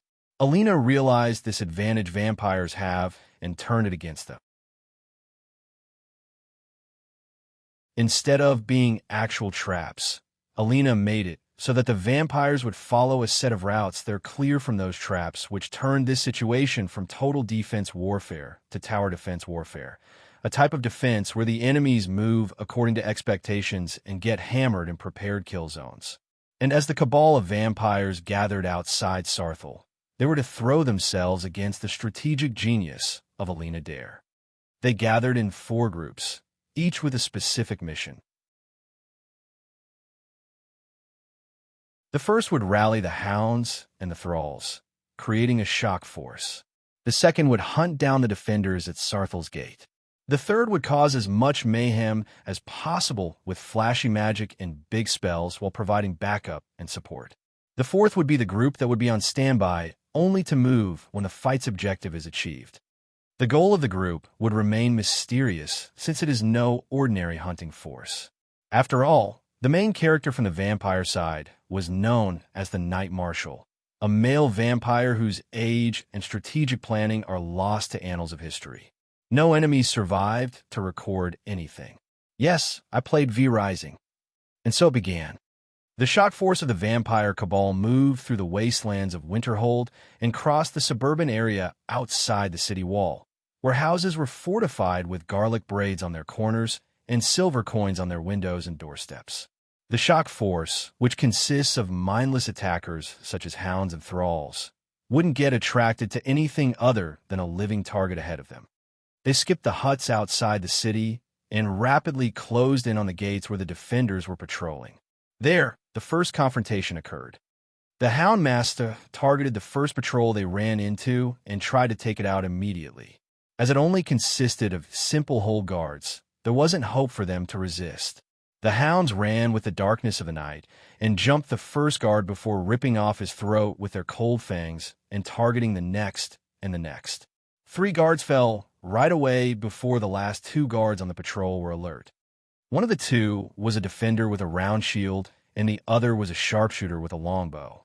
While the 2 wouldn't last more than a few seconds, the defender blocked the first hound that attacked him with sheer luck and swung his axe at the second one to keep it at bay, but against the deathly fangs of a death hound, common iron, and weren't anything special, and the shaft of the axe was shattered away. The defender tried to put as much resistance as they could to give the sharpshooter time to do anything. Meanwhile, the sharpshooter notched an arrow and set it on fire before attempting to launch it at a death hound. Just a split second after that, another death hound leaped at the sharpshooter and bit his arm, causing the fiery arrow to fly away and the sharpshooter to fall victim to the death hound, followed by the defender soon after. Still, this resistance wasn't futile, and despite the fact that 5 members of the guards had already fallen, that fiery arrow that just flew away landed on the straw rooftop of a hut at the suburban shanty town outside Sarthel, and the fire spread wildly. Fire! Fire! Someone shouted from a guard tower, and a bell started to ring. An arrow swiftly flew at the guard and hit him right in the back with enough force that it launched the man off his feet and threw him off the watchtower, but it was already too late since several patrols had seen what had occurred. "We're under attack. Enemies! Light the signal!" It all happened too fast, and many guards started to flood out of the houses with shields and spears. Many others were still unarmored and hastily put on some hard pieces of armor and held their weapons before strategically retreating towards a gate. It seemed that the defenders of the city were somewhat ready to put up a fight faster than the enemy would ever anticipate, but that was just it. It wasn't anything special. Just as the guard would join up together, they would get flooded by death hounds or get mauled by a large-bodied thrall wielding a sledgehammer.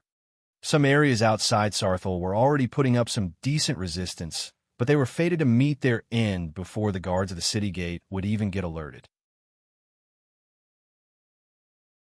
The fate of those who survived the shock force with injuries was written in grim destiny when the second wave of attackers came and the vampires themselves were hungering for the blood of mortals. Screams echoed, horror ran wild, and those on the walls of Sarthel watched with a hand of cold gripping their hearts. "They are here." Akara, sergeant in the Dare Corps, spoke and hissed out hot air running with her breath. "Sound the alarm! Sound the alarm! Sound the alarm!" The voices of the lieutenants echoed on the walls, and the bells rang. Those who were fighting outside retreated back into the walls or were killed trying. The vampire shock force overwhelmed the initial defenders, and it wasn't until the gates that the true damage was estimated. Over 18 were killed from the guardsmen that were stationed outside the city. It was a dear price to pay, but in the scale of that attack, it was lucky not more than this were taken. Prepare the fire arrows. Akira commanded, and an archer line spread on the walls around the braziers. Once she commanded to shoot, tens of flaming arrows rose to the sky and landed on the shanty town outside the walls. It was brutal how the defenders and the attackers cared none for the shanty town or its residents. The Knight Marshal looked with his glowing eyes and intensely focused on the town without any emotion on his monstrous face. He realized that they were expected. This surely meant that the shanty town was already empty. It was only filled with guards to ambush the vampires that hunt for villagers. Whether Winterhold was expecting this scale of attack or not was unknown to the Knight Marshal, but he was already involved in this plan, and he was comfortable with whatever result it yielded for now. "Houndmaster," the Knight Marshal called. "My lord," the Houndmaster replied. "Do it," the Knight Marshal commanded. "By your orders." The Houndmaster, at the vanguard of the attack force, let go of his restraint and started to transform. It was gruesome how a vampire lord comes to their true form. While their normal forms are already beyond saving, their transforming is the stuff of horror, and the Houndmaster was already spreading his wings in a supernova of blood and filth whose power toppled the huts nearby. "All empty, huh?" The Houndmaster noticed that the huts were indeed not filled with even simple furniture. In other words, the guards of Winterhold used this makeshift shanty town as a checkpoint to sort out travelers and vampires. Not bad, but that won't save them from what was coming. As the night arrows burned the town, many death hounds and vampire thralls started rushing towards the city, unbothered by the flames. Even if they were to be caught in the fires, they would still run ahead with fire eating them away. The snow had dried around many parts of Winterhold a month back, and the fire easily spread in the hay and ate away the wooden structures. Those inside the city could look up to the east and feel the sky lighting up from the fire beneath. Still, this wouldn't harm the high towers and walls of Sarthal. The fires lit the view below, and the smoke mingled with the scenery as the corpses of the death hounds and the vampire thralls piled up on top of each other at the gatehouse. Even the ones that were incapacitated started clawing and crawling to the gate till the bitter end and the Houndmaster emerged. He floated in the sky in his grotesque form, and he was visible to all the defenders. His eyes radiated with its sickening piss-like color, and his voice echoed. "Mortals!" A dangerous amount of magicka gathered around the Houndmaster as he cast it at the pile of corpses. Tremble. Corpse explosion.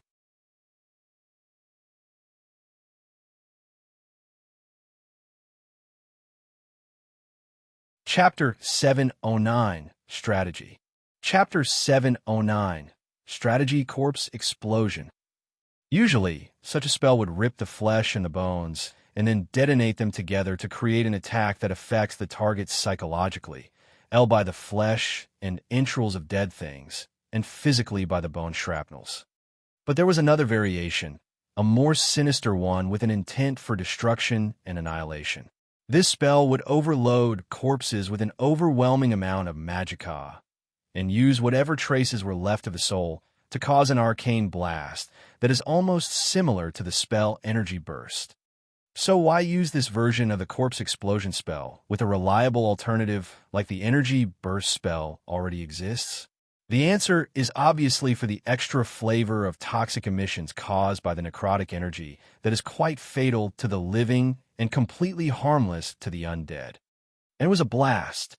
The explosion shook the hearts and cores of those who live inside Sarthal so much that even the invincible Dare Tower felt the tremor from its foundations. The explosion raised one hell of a dust cloud, a mix of snow, dirt, and debris as well as ashen flesh and fragmented bones. Its shockwave blasted many of those who were on the walls and knocked them off their feet, but the battlements were thick enough to tank the blast. The gates, on the other hand, ha ha ha ha ha. The Houndmaster laughed hysterically, and his high-pitched echo ripped through the eardrums of those who heard him. The gates were nowhere to be seen, and the gatehouse was wide open with nothing between the vampires and the city of Sarthal. It was time for a massacre, time for destruction, time for retribution against the living. Kill them all. The Houndmaster shouted, but since his entire team was used to opening the gate, he wasn't commanding his force. He was giving way to the second team behind him, the vampire horde.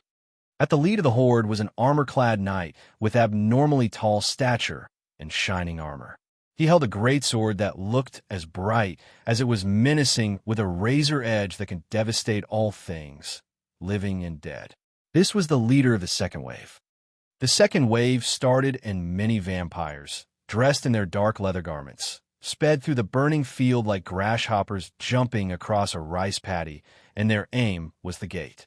While the defenders were still stunned by the explosions, the vampires would get inside and take them out without a shred of resistance.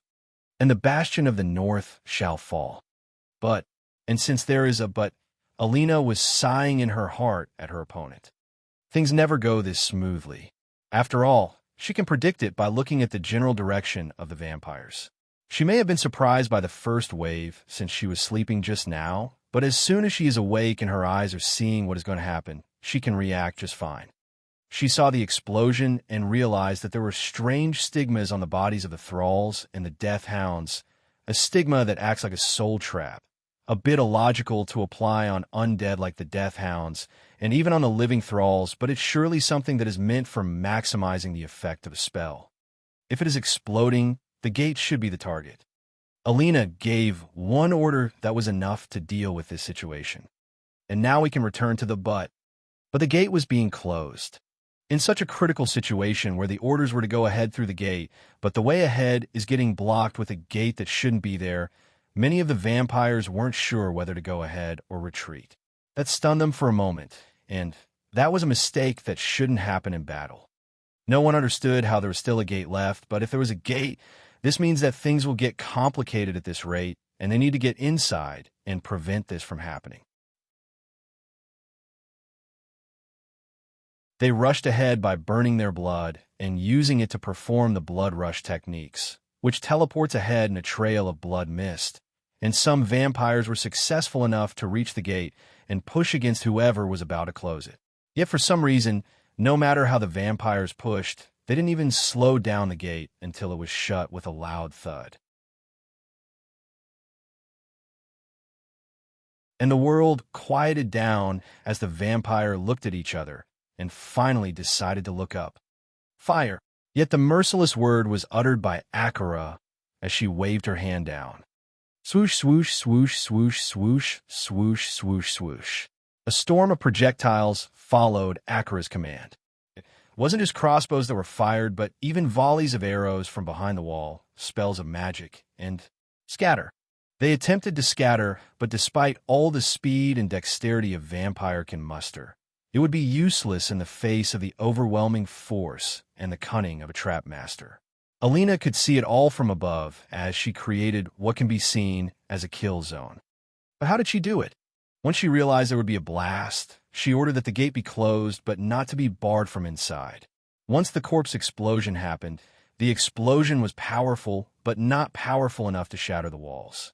It would still damage the wooden gate, the thinnest part of the gatehouse, but if it was to be left open, the shockwave would only force it open, and since the enemy would be far away, someone as physically capable as Jax the Minotaur would shut it back quickly and with ease.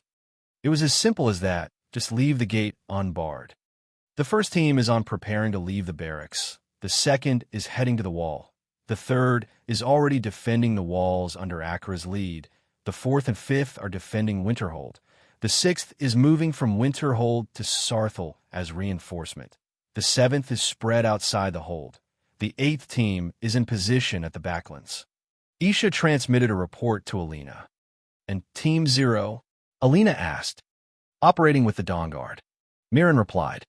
I'm not sure what's out there, ladies and gentlemen, but one thing I can tell you is that we have a long night ahead of us. Let's not spare anything we have in our sleeves tonight and see what the enemies have in store. Alina spoke. On the other end of her telepathic transmission, there were Isha, Miranda, Mirren, Jax, and Akira, as well as many other youths from the Nordic clans at Sarthal. They prepared for defense and laid their traps with cunning and trickery. The Knight Marshal watched the situation with a solemn face and still manifestations. as his reputation precedes. He is not a vampire of many sentiments, let alone anger or disappointment. He is one who embraces the life of a vampire to a degree that few vampires ever achieve. All vampires were once mortals. They accepted the vampire life to escape death via undeath. Unshackled from death, they may think they are, but what they truly bound themselves to is a greater fear of death. This makes most of them as predictable as mortals and brings scorn and disdain from the more senior and mature vampires. A vampire doesn't need to breathe, and the only use of their lungs is to blow out air while speaking before filling them up again to speak more. Many of the young vampires would keep breathing despite their need not to, and it would irritate the elders for such a bad habit, since it is an imitation of the living, but such habits are hard to die. The Knight Marshal, on the other hand, was a cut above all the elder vampires.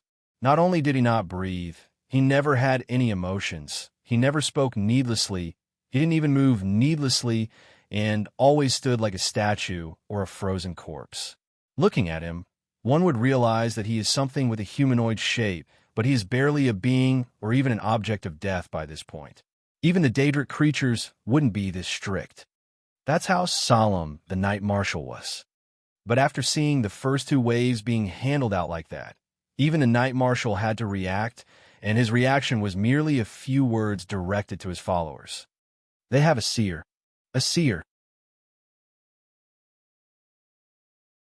Nords always respected the ability to look into the future and predict the flow of fate, but even among the seers, nothing can be as powerful as a military commanding seer that can predict the flow of battle. That's a troublesome ability indeed.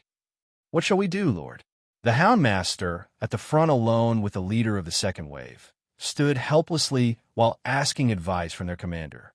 A seer sees, not hears. The Knight Marshal spoke, "Blood Screamer, by your orders, Lord." By the Knight Marshal's left side, a feminine voice replied, and something akin to a mirage fluttered with the wind, and then suddenly faded as quietly as it was felt. This mirage thing started heading toward Sarthel. At that moment, Alina's brows started to twitch, and her eyes moved left and right. She saw something in her short-term vision, but she couldn't determine its source. It felt like a shadow heading towards the city, and it was crawling up her senses. She couldn't see a thing, but she still felt its danger. On the walls, deploy the magic wards. She spoke to Akira. Back on the walls, Akira rallied the command instantly to the magic casters in the formation. They executed the command right away, and a large interconnected rippling screen of magicka was deployed. Just then and there, a shadow rose from the area beneath the walls, and the form of a vampire lord appeared enveloped in that shadow. With her menacing eyes, the vampire lord took in an incredible amount of air in her lungs, spread her torn-out wings as she floated above the level of the wall's battlements, and she released that air with a harrowing wail. At first, it made those who heard it feel a sensation of goosebumps creep up on their skin, and suddenly the ripples on the magicka ward started to intensify, with the sound of shattering glass. One of the wards broke down, and with it the mage who cast it was bleeding from his left eye and right ear before falling on his knees and passing out. Then, shatter, shatter, shatter, shatter. All the remaining wards started to break down, and their respective casters were in no better state than the one first to fall. It was then that the situation started to spread. It was a devastating scene, and what followed was even more. The effect of the scream didn't only target the magic casters, but it spread and became awfully audible to the point where everyone on the wall was holding their ears and gnashing their teeth from the pain. It was like the cry of the banshee, so harrowing that it would demoralize those who hear it and stun them senseless. No, you won't. Alina had to interfere this time by herself and put a halt to this attack. She teleported instantly, and on the foremost area on the wall, she stood tall with her red dress and long black hair fluttering in the wind. With her eyes exposed to the vampire lord in front of her, a magicka pulse radiated from Alina's eyes with a dangerous red aura. It was the most proper reaction to the sonic attack performed by the Blood Screamer. Alina's attack was psychic, and the Blood Screamer had no opportunity to brace herself against this sort of attack. In a second, the Blood Screamer was knocked back off the place she floated at and was forced to retreat back to the side of the two other vampire commanders. That was unlucky. The Houndmaster watched the Blood Screamer as she had to hold her retreat by falling on one knee. If you had done your job right, we wouldn't have been in this situation. The Blood Screamer replied before turning to the Night-like commander. And you should follow the plan and kill that bitch. I don't follow plans, plans follow me, bitch. The Night-like vampire commander replied with explosive hostility. Despite the robust defense of Winterhold's guards and the Dare troopers, things weren't exactly good for their side, and the last move taken by the Blood Screamer left many of the defenders injured. As for the vampires, they may have suffered casualties, but it wouldn't make them feel disadvantaged just yet. The Blood Screamer managed to maintain a big number of the vampire horde by making her move, after all. At that moment, the Knight Marshal suddenly disappeared into a swarm of bats and reappeared behind his 3 lieutenants, not too far from the wall. He looked up, and his eyes met with Alina's. The Seer. The Knight Marshal spoke. We have to take that human down. The Houndmaster spoke the will of the Knight Marshal. It won't be difficult. The Blood Screamer gazed viciously at Alina. Difficult is what I drink, not blood. The Night-like vampire commander spoke explosively. As it seemed like going nowhere, Alina was watching those 3 carefully, and once their leader, the Knight Marshal, showed up, she started to have a strange feeling of worry. She knew that this battle won't be as simple as she initially thought, and until John arrives, she has to make sure nothing goes out of control.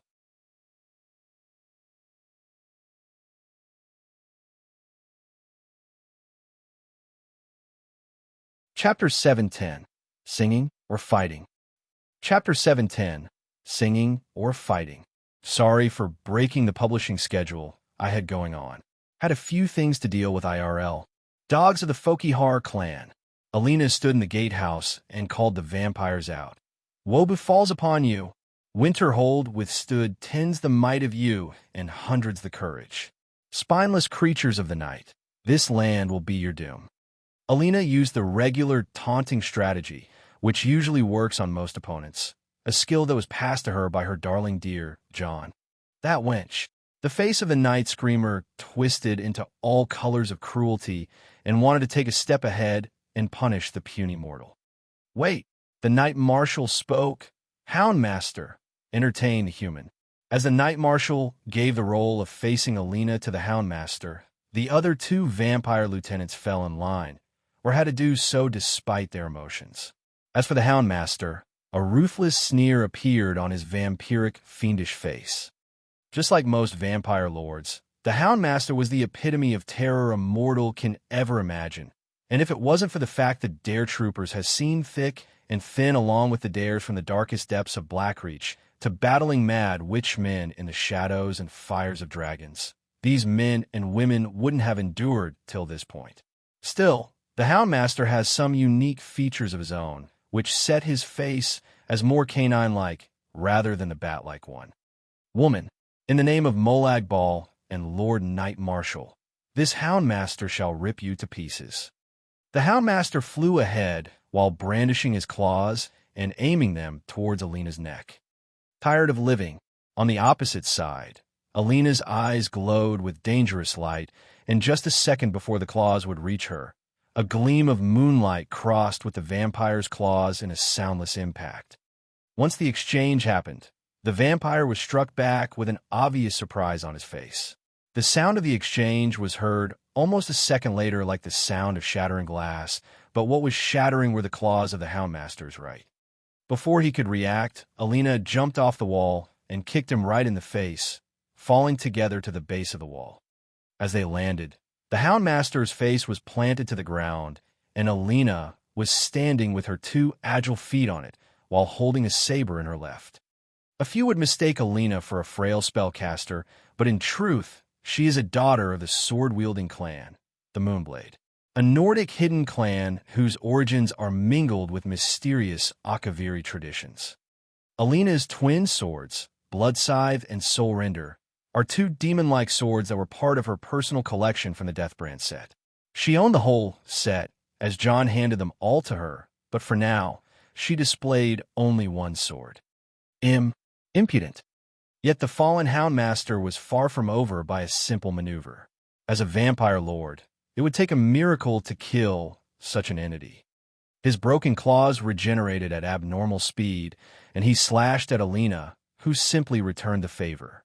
Once an exchange occurred again, the same scenario repeated itself, but the vampire used his left after his right, and Alina had to call the second sword to deal with that.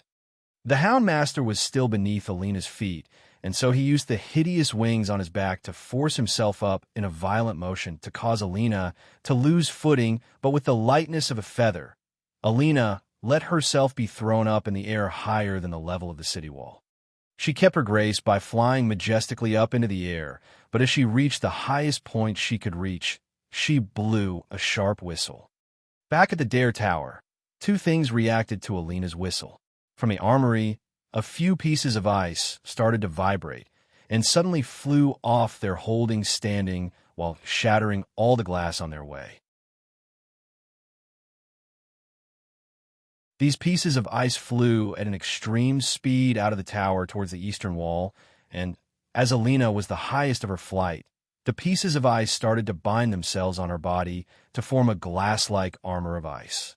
Alina's Stalrum armor set, the Deathbrand armor, emerged with her red velvet dress and formed a battle dress unlike anything in the world. As Alina landed, she mustered the power of the storm and descended at the Houndmaster with sharp killing intent. The Houndmaster wasn't just watching this whole time. He gathered as many dead thralls' corpses as he could and channeled his necromancy magic to transform their bones into sharp projectiles that hurled toward Alina at the fire rate of a modern machine gun. Alina slashed all the projectiles at an incredible speed, and the Houndmaster was shouting from pressure, but just as he felt he could finally push her back, he was struck by a rolling snowball. Lochther, the griffin, which curled its body like a snowball to distract the vampire, flew up in the air and caught Alina to redirect her from the unending barrage of bone projectiles.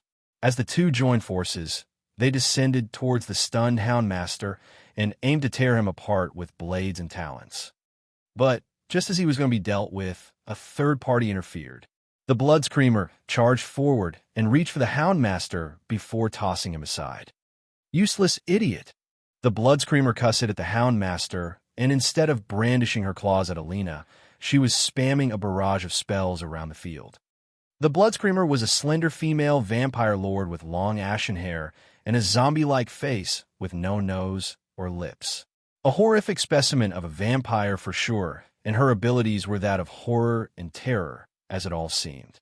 Once she let go of her spells, it all spread around in a wave of cyan mist that transformed into all sorts of monstrous beings that surrendered Alina in front of the city gate. Oh no! Alina, who was standing above Lochther's back, made a shocked face, but she was still half grinning. Just as those monstrous apparitions started to rush towards her from all sides, the swords in her hands were switched with a staff, and she jumped off Lochther. The staff Alina wielded looked like something eldritch, and it was definitely Daedric. It was something she always kept close by in case it was ever needed, and now it was its time to shine. Skull of Corruption, Daedric's Staff of Nightmares. Dream Steel, Waking Nightmares. Psychic Agony. Alina wasn't even casting spells with the skull, but rather used its innate powers. Waking Nightmares. She hit the ground with the staff's heel, and a shockwave of green, sickening energy countered the spell cast by the Blood Screamer. As the two spells took effect, no one expected what the end result would be. The spell cast by the Blood Screamer is called Phantasmal Invasion, a spell that creates a score of apparitions that take various forms based on the psyche of the onlookers. Some of the people in that situation reported seeing gigantic insects, Falmer warmongers, and even John Dare himself. As for Alina, she simply smirked as her spell came to play. It was as if Alina had countered the Blood Screamer's spell with a duplicate spell of her own. Waking nightmares is the same thing as phantasmal invasion, but with a slight massive difference. Phantasmal invasion is an illusion spell, while waking nightmares is a conjuration power cast by a Daedric staff linked to the Daedric realm of Quagmire, the realm of Vermina, Daedric Prince of Nightmares. In other words, while the Blood Screamer cast a spell that creates a number of scary things, Alina conjured those scary things right away. The outcome was instant. An illusion would be dispelled from the first damage it receives, and the creatures summoned by the waking nightmares, also called the waking nightmares, are very much capable of dishing out and tanking in a formidable amount of damage. Illusions were merely distractions and mind tricks, but conjuration is a school of bullies who like to fight with numbers. As soon as this exchange went on, the Blood Screamer was dodging hot on heels with 24 waking nightmares attacking her left and right. That's enough. The Blood Screamer, however, was still a vampire lord and an ancient strong one at that. Full of agitation, she let go of her vampiric power and caused a blast of maleficent energy that devastated all the waking nightmares that were targeting her and sent that full force of power towards Alina. Facing such a dangerous attack, Alina was cool-headed as she summoned one last weapon to her right hand, a staff of endless power and devastating force. The Staff of Magnus. With the staff at her right, Alina created a large enough magical shield that enveloped her and the entire gatehouse. It absorbed all the power from the Blood Screamer's attack and stored away inside the staff's core.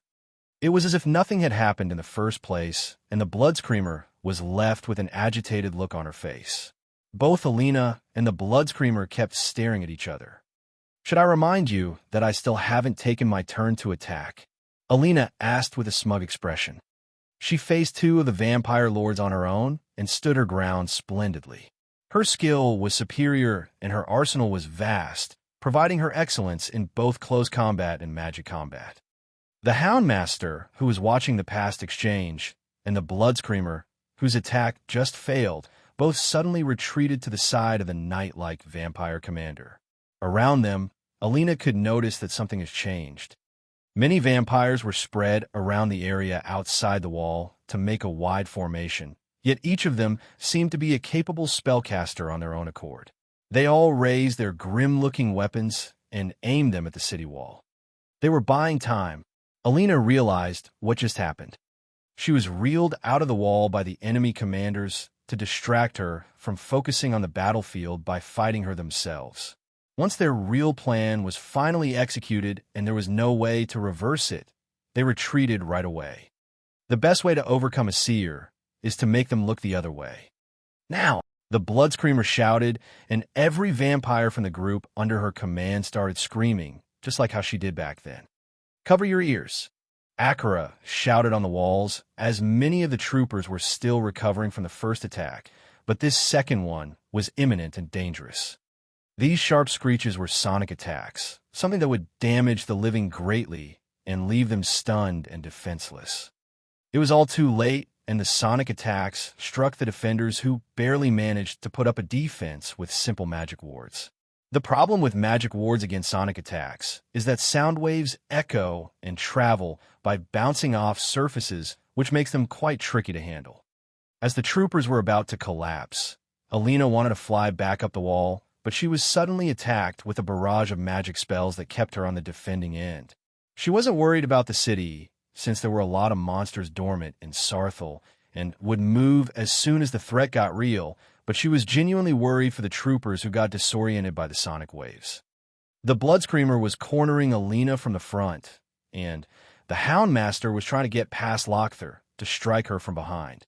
While Alina perfectly matched the Blood Screamer, Lochther spread his wings and started waving frigid gales at the Houndmaster, who was trying to resist the power of the wings of one snow-capped griffin. In this time of impending disaster, the defenders fired their crossbows desperately, and the vampires pushed as hard as they could with their sonic techniques, and the two sides started to lose people. The vampires' numbers seemed to be increasing, and the defenders on the walls were just reinforced with a second team, joining on the wall with fresh soldiers and better magic resistance equipment. The battle was getting as fierce as it could get. But on the two sides, there was always that dangerous factor of the unknown. The vampires didn't know what sort of experts the defenders still have behind the city walls, and the defenders didn't know what sort of monsters the vampire still have in their backlands. Despite the heat of the skirmish, the two sides were barely testing the waters, but just at that moment, someone decided to interfere in the fight and cause a big disturbance. The light over the sky of Sarthal started to brighten up, and many eyes from the two sides were attracted to the source of that light. Seeing it clearly, the light was coming from the top of the Dare Tower. On top of that, some sections of the tower were brightening up as well. Only a few people can do that, those who are surnamed Dare. One of them is on the front lines facing the vampires and the others. Well, there's only one other Dare out there. But the light from the tower wasn't even the beginning of how this thing can be used. It was merely a sign that the tower is being activated. The real thing came with the sound of war drums. Just like the echoes of the sonic attack used by the vampire screamers, the drum beat coming from the Dare Tower started to produce sound waves of specific wavelengths that were slowly synchronizing with the vampires. No! The blood screamer suddenly froze in place and looked back. Stop screaming. Now! She realized, as an expert in sonic attacks, that this feeling she got from the tower was something that can't be good and was going to be dangerous. Even the Knight Marshal, who stood way in the back, failed to recognize the danger and couldn't register why the blood screamer was calling off the attack. But it took a second for the blood screamer's fears to come true, and it was. A spectacle. A bloodbath. Those vampire screamers were the target. The sound waves they produced were countered with a level of sound waves that mixed with theirs and ended up redirecting their attack at their own heads, their skulls, and their brains. Save for a few who heeded the blood screamer's order, it was just fireworks of brain matter, skull pieces, vampiric fangs, and a large amount of blood. The scene just cost the vampires over 80% of their screamer group and damaged the ones who stopped screaming on top of that. As the screams died down and the defenders looked over the battlements at the scene of blood and gore that befell the vampires. The horror aside, it was a wonder how this small number of vampires was able to cause this much disturbance. But those who looked at the other side of the wall towards the Dare Tower could see the eastern gate of the tower open and a familiar man walk out. Shit, it is him. He returned, and we haven't driven back the vampires just yet. Fuck. Shit. Fuck. Get your shit together. Akira shouted at the troopers who were complaining. Open the gates. John was walking at his own pace, and as soon as the gate was opened, he could see Alina as she was facing two vampire lords on her own without falling back. He smiled, knowing his naughty wife's attitude when she's up to blow off some steam.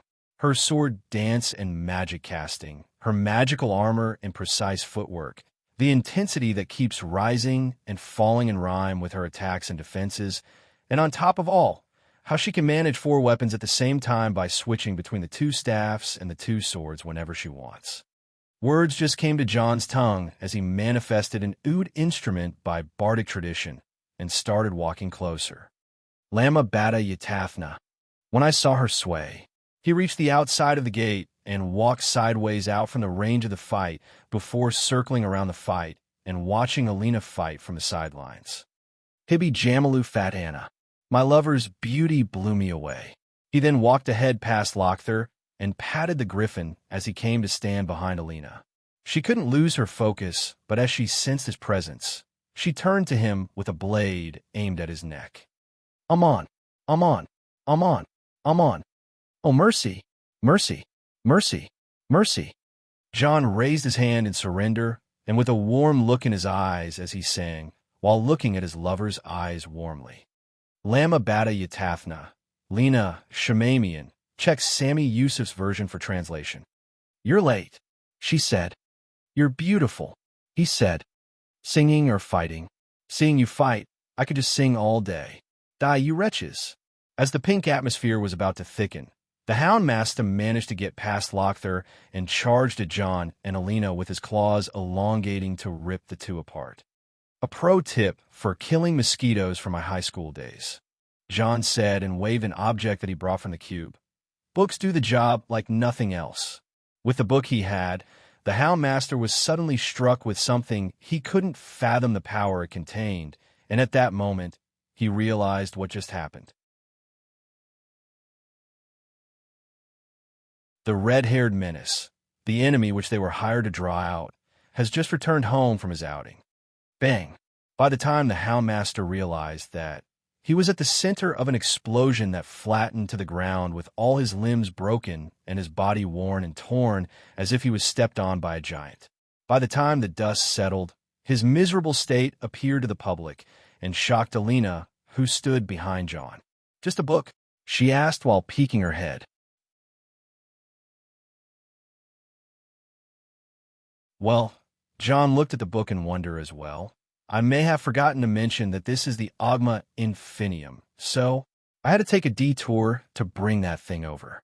"Oh, understandable," Alina said before pointing at the Houndmaster. "That thing is still alive, though. Killing them so soon?" John frowned. "What is this? A charity?"